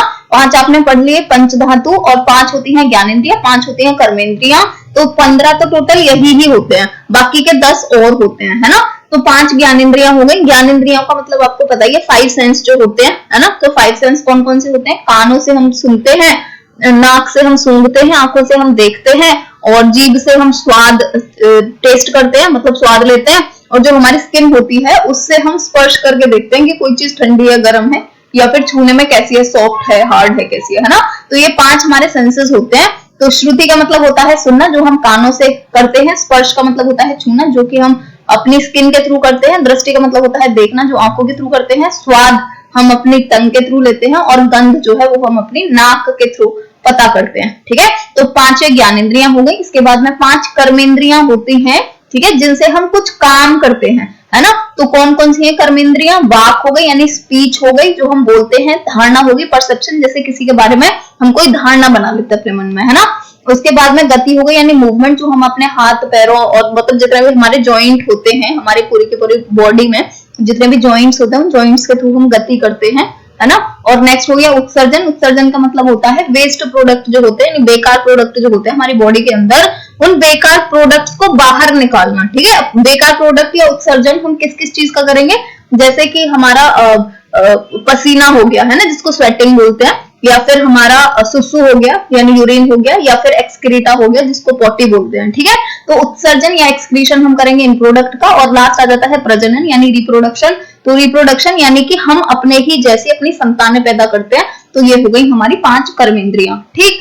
इसके बाद में नेक्स्ट जो है वो सांख्य जो है, इसके अंदर हम करते क्या क्या है? तो सांख्य के अंदर क्या क्या होता है? संख्याएं होती हैं, उनका ज्ञान प्राप्त करते हैं, सम्यक ज्ञान प्राप्त करते हैं, पदार्थ के गुण या फिर दोषों का अन्वेषण कैसे करना है उसका ज्ञान प्राप्त करते हैं। तो सांख्य के अंदर हम ये वाली सारी चीजें करते हैं, ठीक। अब नेक्स्ट जो सांख्य दर्शन है उसके अंदर आ जाता है त्रिगुण सिद्धांत, ठीक। त्रिगुण सिद्धांत जो है ना, ये आपको अच्छे से पढ़ लेना है, क्योंकि ये आगे तक आपके काम आने वाला है, ठीक है। बहुत सारे सब्जेक्ट होंगे, यही नहीं और भी बहुत सारे सब्जेक्ट होंगे जिसके अंदर आपको ये त्रिगुण सिद्धांत जो है इनके बारे में आपको बार बार आएगा पूछने के लिए, ठीक है जी। तो यहाँ पर हम त्रिगुण सिद्धांत में हमारा सबसे पहला होता है सतगुण। सतगुण जो होता है वो सबसे अच्छा होता है। सतगुण का मतलब समझ लो साधु से, सत्य मतलब सत्य या फिर साधु, ठीक है। तो साधु जिस तरीके का जीवन व्यतीत करते हैं उसको ही हम बोलते हैं कि वो उनके अंदर सतगुण है, यानी वो सतगुणी इंसान है या उनके अंदर सत्य गुण है, ठीक। जैसे ये इंसान जो सतगुण वाले होते हैं ये कैसे होते हैं, चलिए, है ना। तो सतगुणी इंसान के अंदर कौन कौन से गुण होंगे? ये सदाचारी होंगे, ये इनके अंदर सत्य होगा यानी सत्य बोलेंगे, और विवेक होगा इनके अंदर, है ना, यानी बात बात पे चिढ़ नहीं जाएंगे। सौंदर्य होगा यानी कि ब्यूटी हो गया। सौंदर्य ऐसे मत समझ लो मेकअप थोप थाप के आ जाएंगे, वो वाला सौंदर्य नहीं, जो मतलब जिसको हम बोलते हैं कि तेज होता है किसी के अंदर, है ना। आपने देखा होगा जो सच्चे साधु होते हैं उनके अंदर एक अपने आप ही तेज होता है ना। तो वो सौंदर्य होगा इनका, और सद्भावना होगी, है ना, यानी गुडविल होगी, यानी लोग जो है उनके बारे में अच्छा सोचेंगे ये लोग। अब नेक्स्ट कैटेगरी के लोग आ जाते हैं रजोगुण। देखो ये रजोगुण है ना, इनके अंदर दोनों कैटेगरी होती है, सतगुण के भी गुण होते हैं इनके अंदर और तमस गुण भी होते हैं, है ना। और सतगुण तो सबसे बढ़िया गुण होते हैं। तो रजोगुण जो है ना ये आते हैं बेसिकली उनके अंदर जिनके अंदर राजा बनने के गुण होते हैं, जिनके अंदर लीडरशिप क्वालिटी होती है, या जिनके अंदर लीडरशिप क्वालिटी होती है। धीरे सुन लेना, ठीक है जी। तो रजोगुण के अंदर होते हैं राजा वाले गुण, यानी इनके अंदर कुछ अच्छे गुण भी होंगे और कुछ बुरे गुण भी होंगे। जैसे इनके अंदर वासना भरी हुई होती है, आपने देखा ही होगा राजा जो होते हैं उनकी अपनी बहुत सारी दासियां होती हैं या जो भी है ना, आप समझते ही हो। हिंसा यानी कि देखो जा करके ये राज्य को लूटते हैं तो हिंसा भी करते हैं। स्फूर्तिव भी होते हैं। स्फूर्तिव का मतलब क्या हुआ? एनर्जी बहुत होती है इनके अंदर, है ना।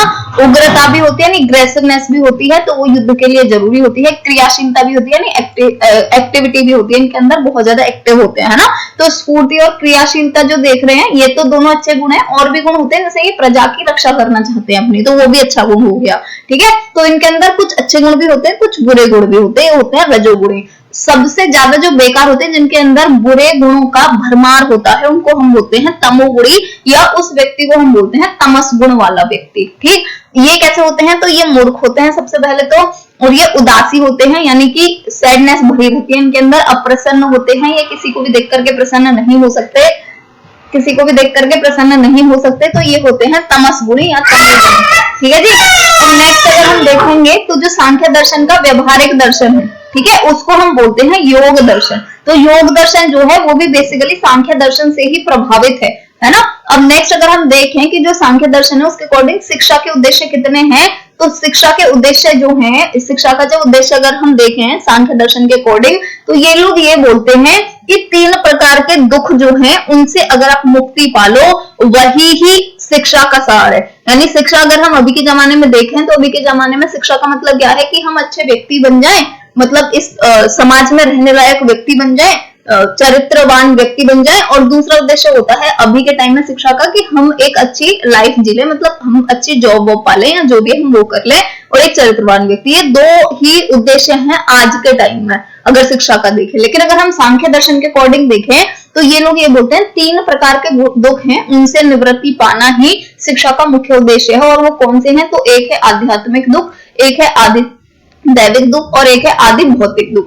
ठीक है, तो ये वाले जो हैं 3 प्रकार के दुख, इनसे मुक्ति पाना ही शिक्षा का उद्देश्य होता था सांख्य दर्शन के अकॉर्डिंग। अब जो सांख्य शास्त्र है, ठीक, तो उसमें आत्मा और परमात्मा जो है वो कैसे मिल सकते हैं उसका उपाय बताया गया है। ठीक, नेक्स्ट है कि शिक्षा की उपयोगिता में जो पाठ्यक्रम है उसको महत्व दिया गया है यहाँ पे, है ना। तो आपको याद रखना है जो पाठ्यक्रम है वही ही यहाँ पे सर्वोपरि है ना। जबकि आप अगर आगे देखेंगे अभी प्रकृतिवाद भी आएगा तो कल पढ़ेंगे, खैर वो उसके अकॉर्डिंग क्या होता है, वहां पे बच्चे को बेसिकली महत्व दिया गया है कि बच्चा जो है उसको सेंटर में रखा गया है। पर यहाँ पर किसको सेंटर में रखा गया है? पाठ्यक्रम को, है ना, यानी करिकुलम जो है उसको यहाँ पे महत्व दिया गया है। अगर हम यहाँ पे नेक्स्ट देखें तो देखो सबसे पहले तो जो है ये कपिल मुनि ही थे, इसके जो प्रवर्तक थे, है ना। पर अगर बाद के आचार्य देखे तो जिन्होंने भी बहुत काम किया है सांख्य दर्शन के ऊपर, तो बाद के अगर हम आचार्य देखें तो उनमें सबसे प्रमुख जो है वो ईश्वर कृष्ण है। ठीक है, तो ईश्वर कृष्ण जो है वो सबसे ज्यादा प्रमुख हैं, और उन्होंने एक लिखा है इसके अंदर सांख्य कारिका करके, इनका एक ग्रंथ है वो लिखा है। ठीक है, तो अगर ऐसे करके भी आ जाए कि सांख्य कारिका जो है वो किसने लिखा है, प्राचीन वाले जो आचार्य हैं उन्होंने लिखा है या नए वालों ने लिखा है, तो आप नए वाले पे टिक लगाएंगे, और सांख्य कारिका करके जो है ग्रंथ वो ईश्वर कृष्ण जो है उन्होंने लिखा है। ठीक, नेक्स्ट अगर हम देखें यहाँ पर तो ये सत्य कार्यवाद, विकासवाद और भौतिकता के साथ साथ सांख्य आधारित आध्यात्मिकता और वैज्ञानिकता जो है उस पर ये टिका हुआ है या उस पर ये आधारित है। तो वही ही यहाँ पे चीजें जो है वो फेमस है। ठीक, नेक्स्ट हम देखेंगे यहाँ पर वेदांत दर्शन। हमारे यहाँ पे सांख्य दर्शन फिनिश हो जाता है और नेक्स्ट स्टार्ट हो जाता है वेदांत दर्शन। तो जो वेदांत दर्शन है उसके प्रवर्तक कौन है? उसके प्रवर्तक हैं वाद नारायण। ठीक है, जैसा कि मैं आप लोगों को उस दिन भी बता रही थी जिस दिन मैंने ये वाला यूनिट स्टार्ट किया था कि आपको ये जितने भी दर्शन है ना, सबसे पहले तो इनके जो प्रवर्तक हैं उनको एक जगह पे कहीं पे लिख लेना, ताकि आपको बाद में कोई कंफ्यूजन नहीं हो। ठीक है, क्योंकि ये बहुत ही ज्यादा इंपॉर्टेंट हैं। इनमें से एक आने वाला है कि कौन से दर्शन के कौन प्रवर्तक हैं। ठीक है जी, चलिए, तो वेदांत दर्शन जो है उसके प्रवर्तक वाद नारायण हैं। अगर हम वेदांत दर्शन के मूल ग्रंथ की बात करते हैं तो ब्रह्म सूत्र जो है वही ही है इसका मूल ग्रंथ या फिर मूल दर्शन, जो कि वाद नारायण जी ने ही लिखा है। ठीक है, तो वाद नारायण इसके प्रवर्तक हैं और वाद नारायण ने ही जो ब्रह्म सूत्र है वो लिखा हुआ है। इसके प्रेरणता कौन है? तो प्रेरणता है इनके शंकराचार्य। इंस्पिरेशन जो है वो किससे ली गई है? वाद नारायण ने इंस्पिरेशन किससे ली है? शंकराचार्य जी से ली है। ठीक, वेदांत की जो आधुनिक संदर्भ में विवेचना करी है वो विवेकानंद ने करी है। ठीक है, तो आपको याद रखना है वेदांत दर्शन जो है, ठीक है, लिखा है वो वाद नारायण ने, और वाद नारायण ने प्रेरणा किससे ली है? क्योंकि वाद नारायण के गुरु थे शंकराचार्य, इसीलिए वाद नारायण ने शंकराचार्य से ही प्रेरणा ली है और तब वेदांत दर्शन लिखा था। ठीक, वेदांत दर्शन का मूल ग्रंथ ब्रह्म सूत्र है, और अगर इसका आधुनिक संदर्भ में देखें तो विवेकानंद जी जो हैं उन्होंने इसके बारे में बहुत चर्चाएं करी हैं। ठीक, अब नेक्स्ट अगर हम देखें तो वेदांत दर्शन जो है वो किस पर आधारित है? तो जैसे कि हमने अभी थोड़ी देर पहले पीछे ही पढ़ा है ना, ब्रह्म सूत्र, गीता और उपनिषद, इन 3 चीजों पर आधारित है ये। ठीक है, सृष्टि का निर्माण अगर हम देखें तो इसके अकॉर्डिंग वेदांत दर्शन, देखो वेदांत दर्शन का मतलब क्या है, जो हमारे वेद बोलते हैं, है ना, तो जो भी हमारे वेद बोलते हैं उनके अकॉर्डिंग आपको बेसिकली वो कर लेना है ना, कि अगर हम अपने जो गुरुजी टाइप्स होते हैं, जो साधु टाइप्स होते हैं लोग, जो भी वो बताते हैं, तो आपको वो वाली चीजें कर लेनी है यहाँ पर, है ना, मतलब उससे थोड़ा सा कनेक्ट करके पढ़ना है। जैसे देखो क्या बोलते हैं हमारे गुरुजी टाइप्स जो है, वो क्या बोलते हैं कि सृष्टि का निर्माण किसने करा है, ब्रह्मा ने करा है ना, पालन पोषण कौन करता है, विष्णु जी करते हैं, और विनाश कौन करता है, तो महेश या फिर शिव जी करते हैं, है ना, वही चीजें हैं। वेदांत दर्शन है, वेदों वाला है, तो वही ही है सारी चीजें, ठीक है जी। ये दर्शन क्या मानता है, ये दर्शन ये मानता है, जैसे हमारे गुरुजी टाइप्स होते हैं ना, जो साधु टाइप्स होते हैं अच्छे वाले, वो क्या बोलते हैं, वो तो माया ही मानते हैं ना पूरी की पूरी दुनिया को, कि कुछ नहीं है इस संसार में, है ना, सब मिथ्या है, और सत्य क्या है, केवल और केवल ब्रह्म, है ना, ब्रह्म ही परम सत्य है। अगर मूल तत्व की बात करें यहाँ पे, तो सिर्फ और सिर्फ ब्रह्मा है, ठीक है। जबकि आपने जो अभी पीछे ही सांख्य दर्शन पढ़ा है ना, कौन सा दर्शन पढ़ा था अभी, सांख्य दर्शन, उसके अकॉर्डिंग जो मूल तत्व थे वो कितने थे, 25 थे टोटल, है ना, 5 ज्ञानेंद्रियां आ रही थी उसी में, 5 महाभूत आ रहे थे, है ना, और 5 कर्मेंद्रियां आ रही थी, 25 तो यही थे, पुरुष था, प्रकृति था, ब्रह्म था, ये भी बहुत सारे 10 और थे उसमें, है ना। तो सांख्य दर्शन के अकॉर्डिंग 25 तत्व हैं, जबकि अगर हम वेदांत दर्शन की बात करें तो वहां पर सिर्फ और सिर्फ एक तत्व है, और वो भी है सिर्फ और सिर्फ ब्रह्मा। ये क्योंकि ब्रह्मा को ही सत्य मानते हैं ब्रह्मा के अलावा और कुछ दुनिया में है ही नहीं, ठीक। इनके अकॉर्डिंग प्रथम उद्देश्य या फिर सर्वोपरि उद्देश्य, या हम बोले सबसे ज्यादा महत्वपूर्ण उद्देश्य जो है वो कौन सा है, मोक्ष प्राप्ति, है ना। तो जो भजन वजन करते हैं या पूजा पाठ करते हैं, अगर हम सनातन धर्म में देखें तो क्यों करते हैं, मोक्ष प्राप्ति के लिए ही करते हैं ना। तो आप उसी तरीके से इसको थोड़ा सा कनेक्ट करके उस तरीके से पढ़िएगा तो आराम से होएगा, ठीक है।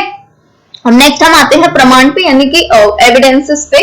तो एविडेंस यहाँ पे कौन कौन से होते हैं, प्रत्यक्ष प्रमाण यानी कि डायरेक्ट, है ना, जो हमने देखा है, जैसे मान लो किसी ने किसी को मारा है, हमने अपनी आंखों से देखा है, तो वो क्या हो जाएगा, प्रत्यक्ष प्रमाण हो जाएगा, यानी डायरेक्ट हो जाएगा, ठीक है। एक है तर्क प्रमाण, जैसे हम लॉजिक दे करके करते हैं कि अगर ऐसे हुआ है, जैसे कोई भी पुलिस वाले होते हैं, वो पता लगाते हैं ना किसी भी उसका कत्ल का, उन्होंने आंखों से नहीं देखा हुआ होता, और वो ऐसे एविडेंसेस देखते हैं और उनके थ्रू तर्क लगाते हैं कि अच्छा ऐसा ऐसा हुआ है तो ये कत्ल इसने किया होगा, है ना। तो वो तर्क प्रमाण हो गया। श्रुति प्रमाण का मतलब क्या हुआ, सुन करके किसी ने हमें बोला और तब हम उसको प्रमाण मान रहे हैं, तो ये हो गया श्रुति प्रमाण, ठीक। तो ये 3 तरह के प्रमाण है यहाँ पर।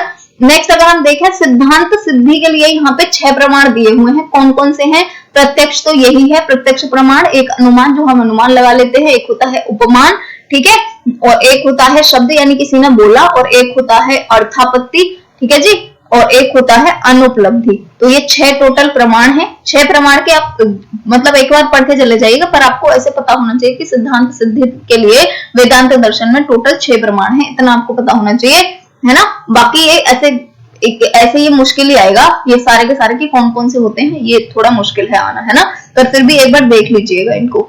नेक्स्ट है चित्त की शुद्धि का साधन कौन सा है, यानी कि अगर हमें अपने मन को शुद्ध करना है ना, या अपने दिमाग को या अपने पूरे के पूरे बॉडी को अगर शुद्ध करना है तो हमें क्या करना होगा, नित्य कर्मों का अनुष्ठान करना होगा, ठीक है। नित्य कर्मों का अनुष्ठान क्या है, वही कि सुबह 4 बजे उठो, ठीक है, जो भी आपको फ्रेश होना है वो फ्रेशन अप हो करके और फिर नहाओ धो, उसके बाद में फिर काम करो घर के और भजन पाठ करो, है ना। तो वही नित्य कर्मों का अनुष्ठान। नेक्स्ट शिक्षक का रूप यहाँ पे क्या होता है, तो शिक्षक का रूप होता है ज्ञानी। जैसे आपने देखा होगा महाभारत में या फिर रामायण में जो भी गुरु होते थे उनको हम क्या मानते थे, उनको मानते थे भगवान के समान, कि इनको संपूर्ण ज्ञान है, ये जो भी बोलेंगे वही ही सत्य है या वही ही हमें मानना है, ठीक। वेदांत शिक्षा का उद्देश्य क्या है, तो वेदांत शिक्षा का उद्देश्य सत्य जीवन का विकास, ठीक है, ब्रह्मा की प्राप्ति और वसुदेव कुटुंबकम की भावना, ठीक है। तो ये तो गीता का ही उपदेश है वसुदेव कुटुंबकम का, है ना, और ब्रह्मा की प्राप्ति तो इसका अगर हम वेदांत दर्शन का माने तो यहाँ पे एकमात्र जो इनका तत्व है, जो ये एकमात्र तत्व मानते हैं वो ब्रह्म को मानते हैं, और सत्य जीवन का विकास, यानी कि जो जीवन है वो सत्य ही हो, उसके अंदर झूठ की कोई भी जगह ना हो, तो वही इनका उद्देश्य है, ठीक। चलिए नेक्स्ट बढ़ते हैं। वेदांत शिक्षा में जो पाठ्यक्रम है उसके अंतर्गत आध्यात्मिक और व्यवहारिक दोनों को प्रमुख स्थान दिया गया है, यानी आध्यात्म भी होना चाहिए और व्यावहारिकता भी होनी चाहिए, ठीक है।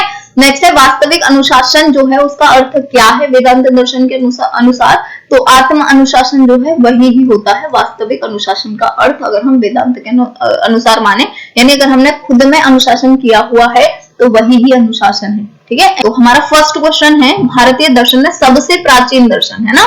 तो अभी मैंने जब मैं पढ़ा रही थी तभी मैंने बोला था कि अगर पूछने के लिए आ जाए सबसे प्राचीन दर्शन कौन सा है, सांख्य दर्शन के प्रवर्तक कौन है। ठीक है, यानी किसने बनाया है सांख्य दर्शन। नेक्स्ट क्वेश्चन हमारा ये है। और नेक्स्ट है नास्ति सांख्यम समम जानम, यानी जिसने सांख्य नहीं जाना उसने कुछ नहीं जाना। ये जो उक्ति है वो किसने लिखी, यानी ये जो कोट है वो किसने लिखा है। ठीक है, 3 क्वेश्चन है हमारे। सोनी गौर, कपिल मुनि, वेरी गुड, है ना। प्रवर्तक बोल रहे होगे आप तो कपिल मुनि है ना। और ये जो नास्ति सांख्यम समम जानम ये भी किसने लिखा है, कपिल मुनि ने ही लिखा है। तो यहाँ पर दो कपिल मुनि करेक्ट हो जाएगा। सबसे प्राचीन दर्शन कौन सा है, सांख्य दर्शन ही है सबसे ज्यादा प्राचीन। ठीक है जी, चलिए नेक्स्ट क्वेश्चन की तरफ बढ़ते हैं। तो नेक्स्ट क्वेश्चन है सांख्य सूत्र के रचयिता कौन है, यानी जो सांख्य सूत्र है किसने लिखा है वो। तो सांख्य सूत्र जो है किसने लिखा है, कपिल मुनि ने लिखा है। सी ऑप्शन करेक्ट हो जाएगा। सांख्य जहां पर भी आ जाए कपिल मुनि याद रखना है ना। सांख्य दर्शन के अनुसार मूल तत्वों की संख्या कितनी। नेक्स्ट है सांख्य दर्शन में कपिल मुनि ने सृष्टि की उत्पत्ति संबंधी तत्वों की संख्या कितनी बताई है ना। यानी सृष्टि जो है वो कितने तत्वों से मिलकर के बनी हुई है।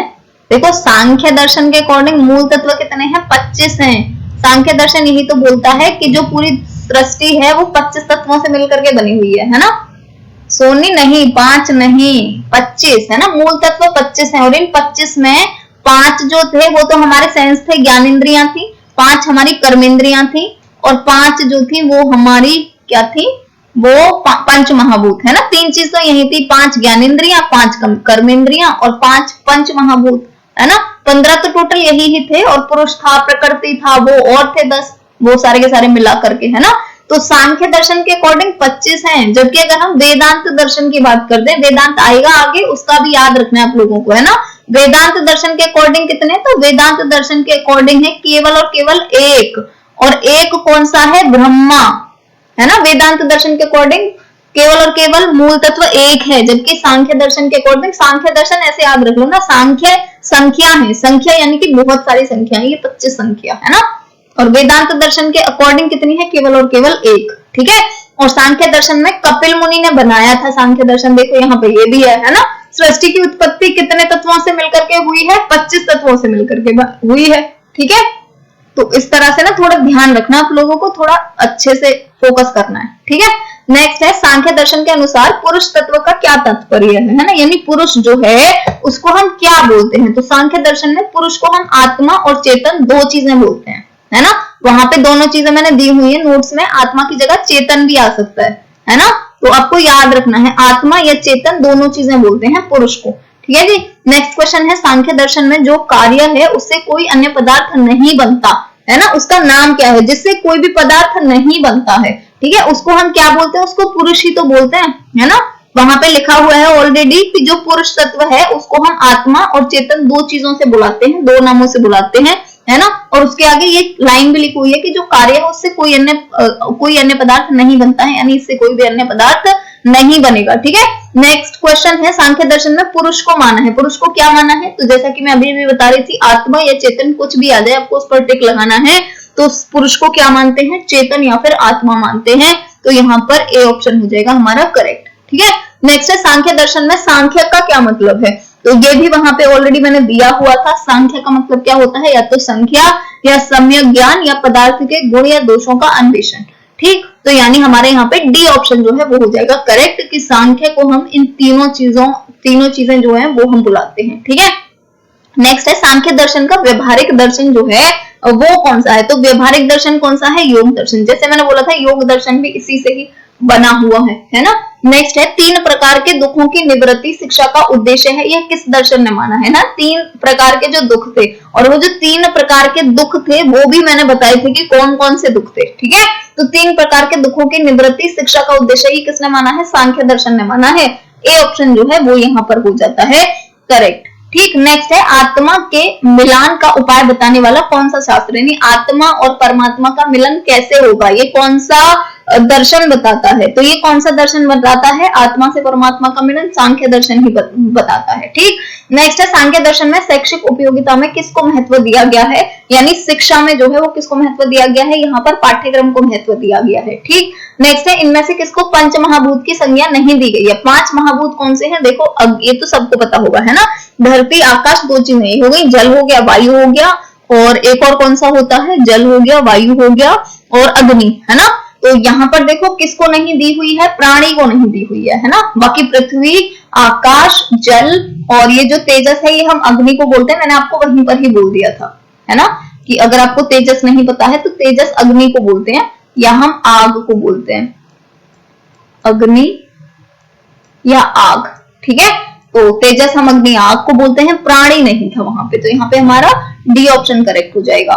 चलिए नेक्स्ट क्वेश्चन है, सांख्य दर्शन के अनुसार इनमें से कौन सी ज्ञानेंद्रियां नहीं है? ज्ञानेंद्रिय कौन सी नहीं है ना? पांच ज्ञानेंद्रिय जो है, जैसे मैंने आपको तभी भी बताया था कि पांच ज्ञानेंद्रिय कौन सी है? नाक से हम सूंघते हैं, आंखों से हम देखते हैं, कानों से हम सुनते हैं, स्किन से या फिर हम बोले त्वचा से या हमारी जो खाल है उससे हम टच करके पता करते हैं कौन कैसी चीज है, और जो हमारी जीभ है उससे हम वो करते हैं, है ना, टेस्ट करते हैं। तो देखो यहाँ पे पहले क्या है? चक्षु यानी कि आंखें, आंखों से तो हम देखते हैं, है ना। तो यहाँ पर क्या है? कौन सी ज्ञानेंद्रिय नहीं है? हेट्रेड, रसना और आकाश।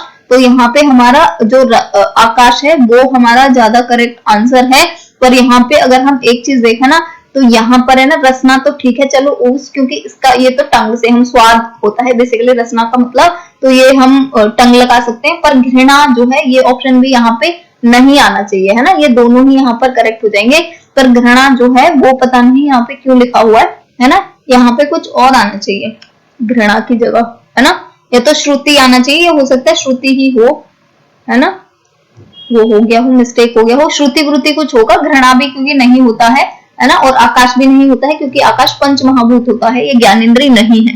ठीक है, नेक्स्ट क्वेश्चन है, वेदांत का अर्थ जो है वो क्या होता है? तो वेदांत का अर्थ क्या होता है? ज्ञान से देह का सदैव के लिए अंत होना, या फिर ज्ञान से भौतिक सुखों की प्राप्ति, ये तो बिल्कुल भी नहीं, है ना, और ज्ञान से स्वर्ग की प्राप्ति, ये भी नहीं, ज्ञान से देह का सदैव के लिए अंत होना, ये भी नहीं।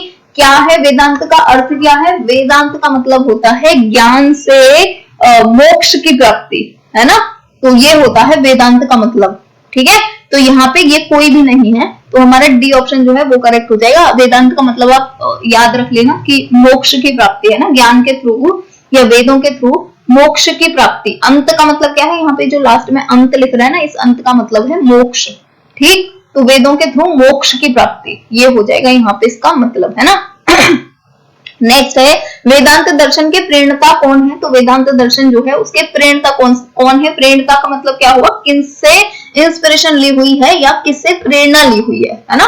वेदांत दर्शन जो है वो बेसिकली वेदांत दर्शन जो है वो लिखा किसने है? अगर हम लिखने की बात करें कि ये लिखा किसने है ना, तो वेदांत दर्शन की जो प्रेरणा ली है वो किससे ली है? शंकराचार्य जी से ली है ना। तो यहाँ पर हमारा ए ऑप्शन जो है वो हो जाएगा करेक्ट। ठीक है, नेक्स्ट है, वेदांत की आधुनिक संदर्भ में विवेचना किसने करी है? तो विवेकानंद जी ने करी है। हमारा डी ऑप्शन जो है वो हो जाएगा करेक्ट, है ना। नेक्स्ट है, वेदांत दर्शन में मूल तत्वों की कितनी संख्या बताई गई है? मूल तत्व कितने? धर्मवीर सिंह ने आंसर दिया है ए, यानी कि एक, और बिल्कुल करेक्ट आंसर दिया है। वेदांत दर्शन में केवल और केवल ब्रह्मा को मानते हैं मूल तत्व, है ना, कि ब्रह्मा है केवल और केवल मूल तत्व। नेक्स्ट है, शंकर के अनुसार मूल तत्व की संख्या कितनी है? तो शंकर के अनुसार मूल तत्वों की संख्या कितनी है? एक है ना, क्योंकि शंकराचार्य के अकॉर्डिंग ही तो यहाँ पर ये बनाया गया था वेदांत दर्शन, और उन्होंने ही बोला था कि केवल और केवल ब्रह्मा जो है वही ही मूल तत्व है। ठीक, नेक्स्ट है, शंकर के अनुसार मूल तत्व जो है वो है, कौन सा है मूल तत्व? एकमात्र ब्रह्मा है। ठीक है, तो बी ऑप्शन जो है वो हो जाएगा करेक्ट। नेक्स्ट है, शंकर के अनुसार शिक्षक का रूप कैसा होना चाहिए? तो शिक्षक जो है वो कैसा होना चाहिए अगर हम शंकराचार्य जी के अकॉर्डिंग मानते हैं? ठीक है जी, तो यहाँ पर हम देखेंगे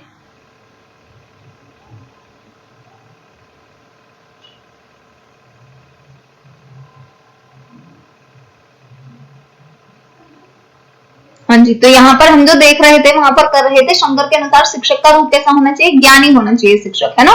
नेक्स्ट है, शंकर के अनुसार वास्तविक अनुशासन का अर्थ क्या है? वास्तविक अनुशासन का मतलब क्या है शंकराचार्य के अनुसार? तो इन्होंने बोला था आत्मानुशासन होना चाहिए सबसे पहले, है ना, अपने ऊपर कंट्रोल होना चाहिए, अपने ऊपर अनुशासन जो है वो करना चाहिए सबसे पहले, है ना। नेक्स्ट है वेदांत जो है उसके मूल दर्शन का नाम क्या है, यानी वेदांत का जो सबसे ज्यादा इंपॉर्टेंट या सबसे पहला जो दर्शन है वो कौन सा है, तो वेदांत का सबसे पहला है ब्रह्म सूत्र, है ना। सी ऑप्शन जो है ये करेक्ट हो जाएगा। देखो आपको याद रखना है ब्रह्म तत्व या ब्रह्म ज्ञान या वेदांत सूत्र ऐसे नहीं लिखना है, वेदांत आएगा तो आपको वेदांत सूत्र लिखा हो, ये नहीं करना है, करेक्ट एकदम याद रखना है ना। तो ब्रह्म सूत्र है वेदांत का मूल दर्शन। नेक्स्ट है वेदांत दर्शन का मूल ग्रंथ कौन सा है, तो देखो फिर से वही ही क्वेश्चन है, यहाँ पे पूछा है मूल दर्शन का नाम क्या है, यहाँ पे पूछा मूल ग्रंथ, है ना। तो कौन सा है, ब्रह्म सूत्र है, बी ऑप्शन जो है वो हो जाएगा करेक्ट। नेक्स्ट है ब्रह्म सूत्र जो है वो लिखा किसने है, तो किसने लिखा था, ये वादनारायण जी ने लिखा था, सी ऑप्शन हो जाएगा करेक्ट। वहां पर सारी चीजें दी हुई है ऑलरेडी, है ना। आपको एक बार जो थ्योरी है वो अच्छे से पढ़ लेनी है और उसके बाद आप आराम से सारी चीजें कर पाओगे, है ना, यूं ही कर पाओगे सारी की सारी चीजें। चलिए नेक्स्ट है वेदांत दर्शन जो है वो किस पर आधारित है, तो ये ब्रह्म सूत्र पर आधारित है, बिल्कुल करेक्ट बात है ना, क्योंकि ब्रह्म सूत्र जो लिखा हुआ है सबसे पहले वादनारायण जी ने जो लिखा था वही ही सबसे पहला ग्रंथ है इसका, और वही उसी पर ही पूरा का पूरा वेदांत दर्शन आधारित है ना। गीता पर भी आधारित है और उपनिषद पर भी आधारित है ना, क्योंकि वेदांत दर्शन है ये हमारे वेदों के जो दर्शन है वो है, तो सारी की सारी चीजों पे ऑलरेडी होंगे ही आधारित, है ना। यानी यहाँ पर हमारा डी ऑप्शन जो है वो हो जाएगा करेक्ट। नेक्स्ट वेदांत के अनुसार प्रमाण, ये हम बोले एविडेंस जो होते हैं वो कौन कौन से हैं, तो प्रत्यक्ष और तर्क प्रमाण और श्रुति प्रमाण तीनों होते हैं, यानी डी ऑप्शन हो जाएगा यहाँ पे करेक्ट, ठीक है। वेदांत अपनी सिद्धांत सिद्धि हेतु कितने प्रमाण स्वीकार करता है, तो कितने हैं, टोटल 6 हैं, और उन 6 के बारे में भी वहां पे ऑलरेडी दिया हुआ था, ठीक है। नेक्स्ट है वेदांत दर्शन के अनुसार चित्त की शुद्धि का साधन क्या है ना, तो चित्त की शुद्धि का साधन क्या है, नित्य कर्मों का अनुष्ठान, यानी कि वही सुबह से लेकर के रात तक आपको क्या क्या करना है ना। नेक्स्ट है चित्त की शुद्धि का साधन कौन सा है, ठीक है, तो चित्त की शुद्धि का साधन कौन सा हो जाएगा, नित्य कर्मों का अनुष्ठान हो जाएगा, है ना। यानी अगर अपने मन को साफ करना है, अपना जो दिमाग है उसको शुद्ध रखना है, तो जो नित्य कर्म है उनका अनुष्ठान करना चाहिए। ऐसा नहीं है आजकल की तरह की फोन ले लो बस, है ना, और पड़े रहो ठीक है चलिए तो अच्छे से अपने नित्य कर्मों का अनुष्ठान करना है, ठीक है जी। चलिए नेक्स्ट है वेदांत शिक्षा में पाठ्यक्रम के अंतर्गत किसको प्रमुख स्थान दिया गया है, तो किसको दिया गया है, आध्यात्मिकता और व्यवहारिकता दोनों को दिया गया है, तो यहाँ पे हमारा सी ऑप्शन जो है वो हो जाता है करेक्ट ऑप्शन, ठीक है। नेक्स्ट है वेदांत दर्शन के अनुसार जीवन का प्रथम उद्देश्य क्या है ना, तो वेदांत दर्शन आ गया, ये वेदांत दर्शन यानी हमारे वेद क्या मानते हैं, तो हमारे वेद क्या मानते हैं, जो भी हम संसार में कर रहे हैं अगर हम अच्छे कर्म करेंगे तो हमें मोक्ष की प्राप्ति होगी, है ना। और ये जितनी भी चीजें बताई जा रही है वेदांत में, ऐसा करना चाहिए, ऐसा करना चाहिए, किस लिए बताई जा रही है, मोक्ष प्राप्ति के लिए ही तो बताई जा रही है, ठीक है। नेक्स्ट है वेदांत शिक्षा का उद्देश्य क्या है, तो वेदांत शिक्षा का उद्देश्य क्या है, सत्य जीवन का विकास, बिल्कुल करेक्ट बात है ना।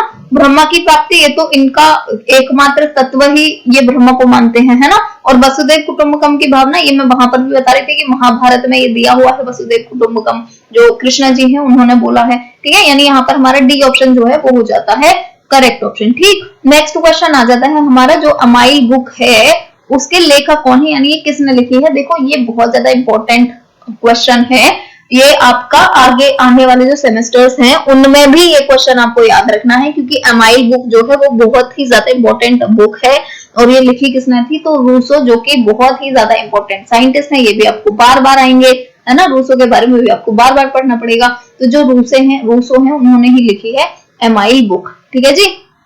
तो हमारे जो एमसीक्यूज थे वो फिनिश हो जाते हैं अभी।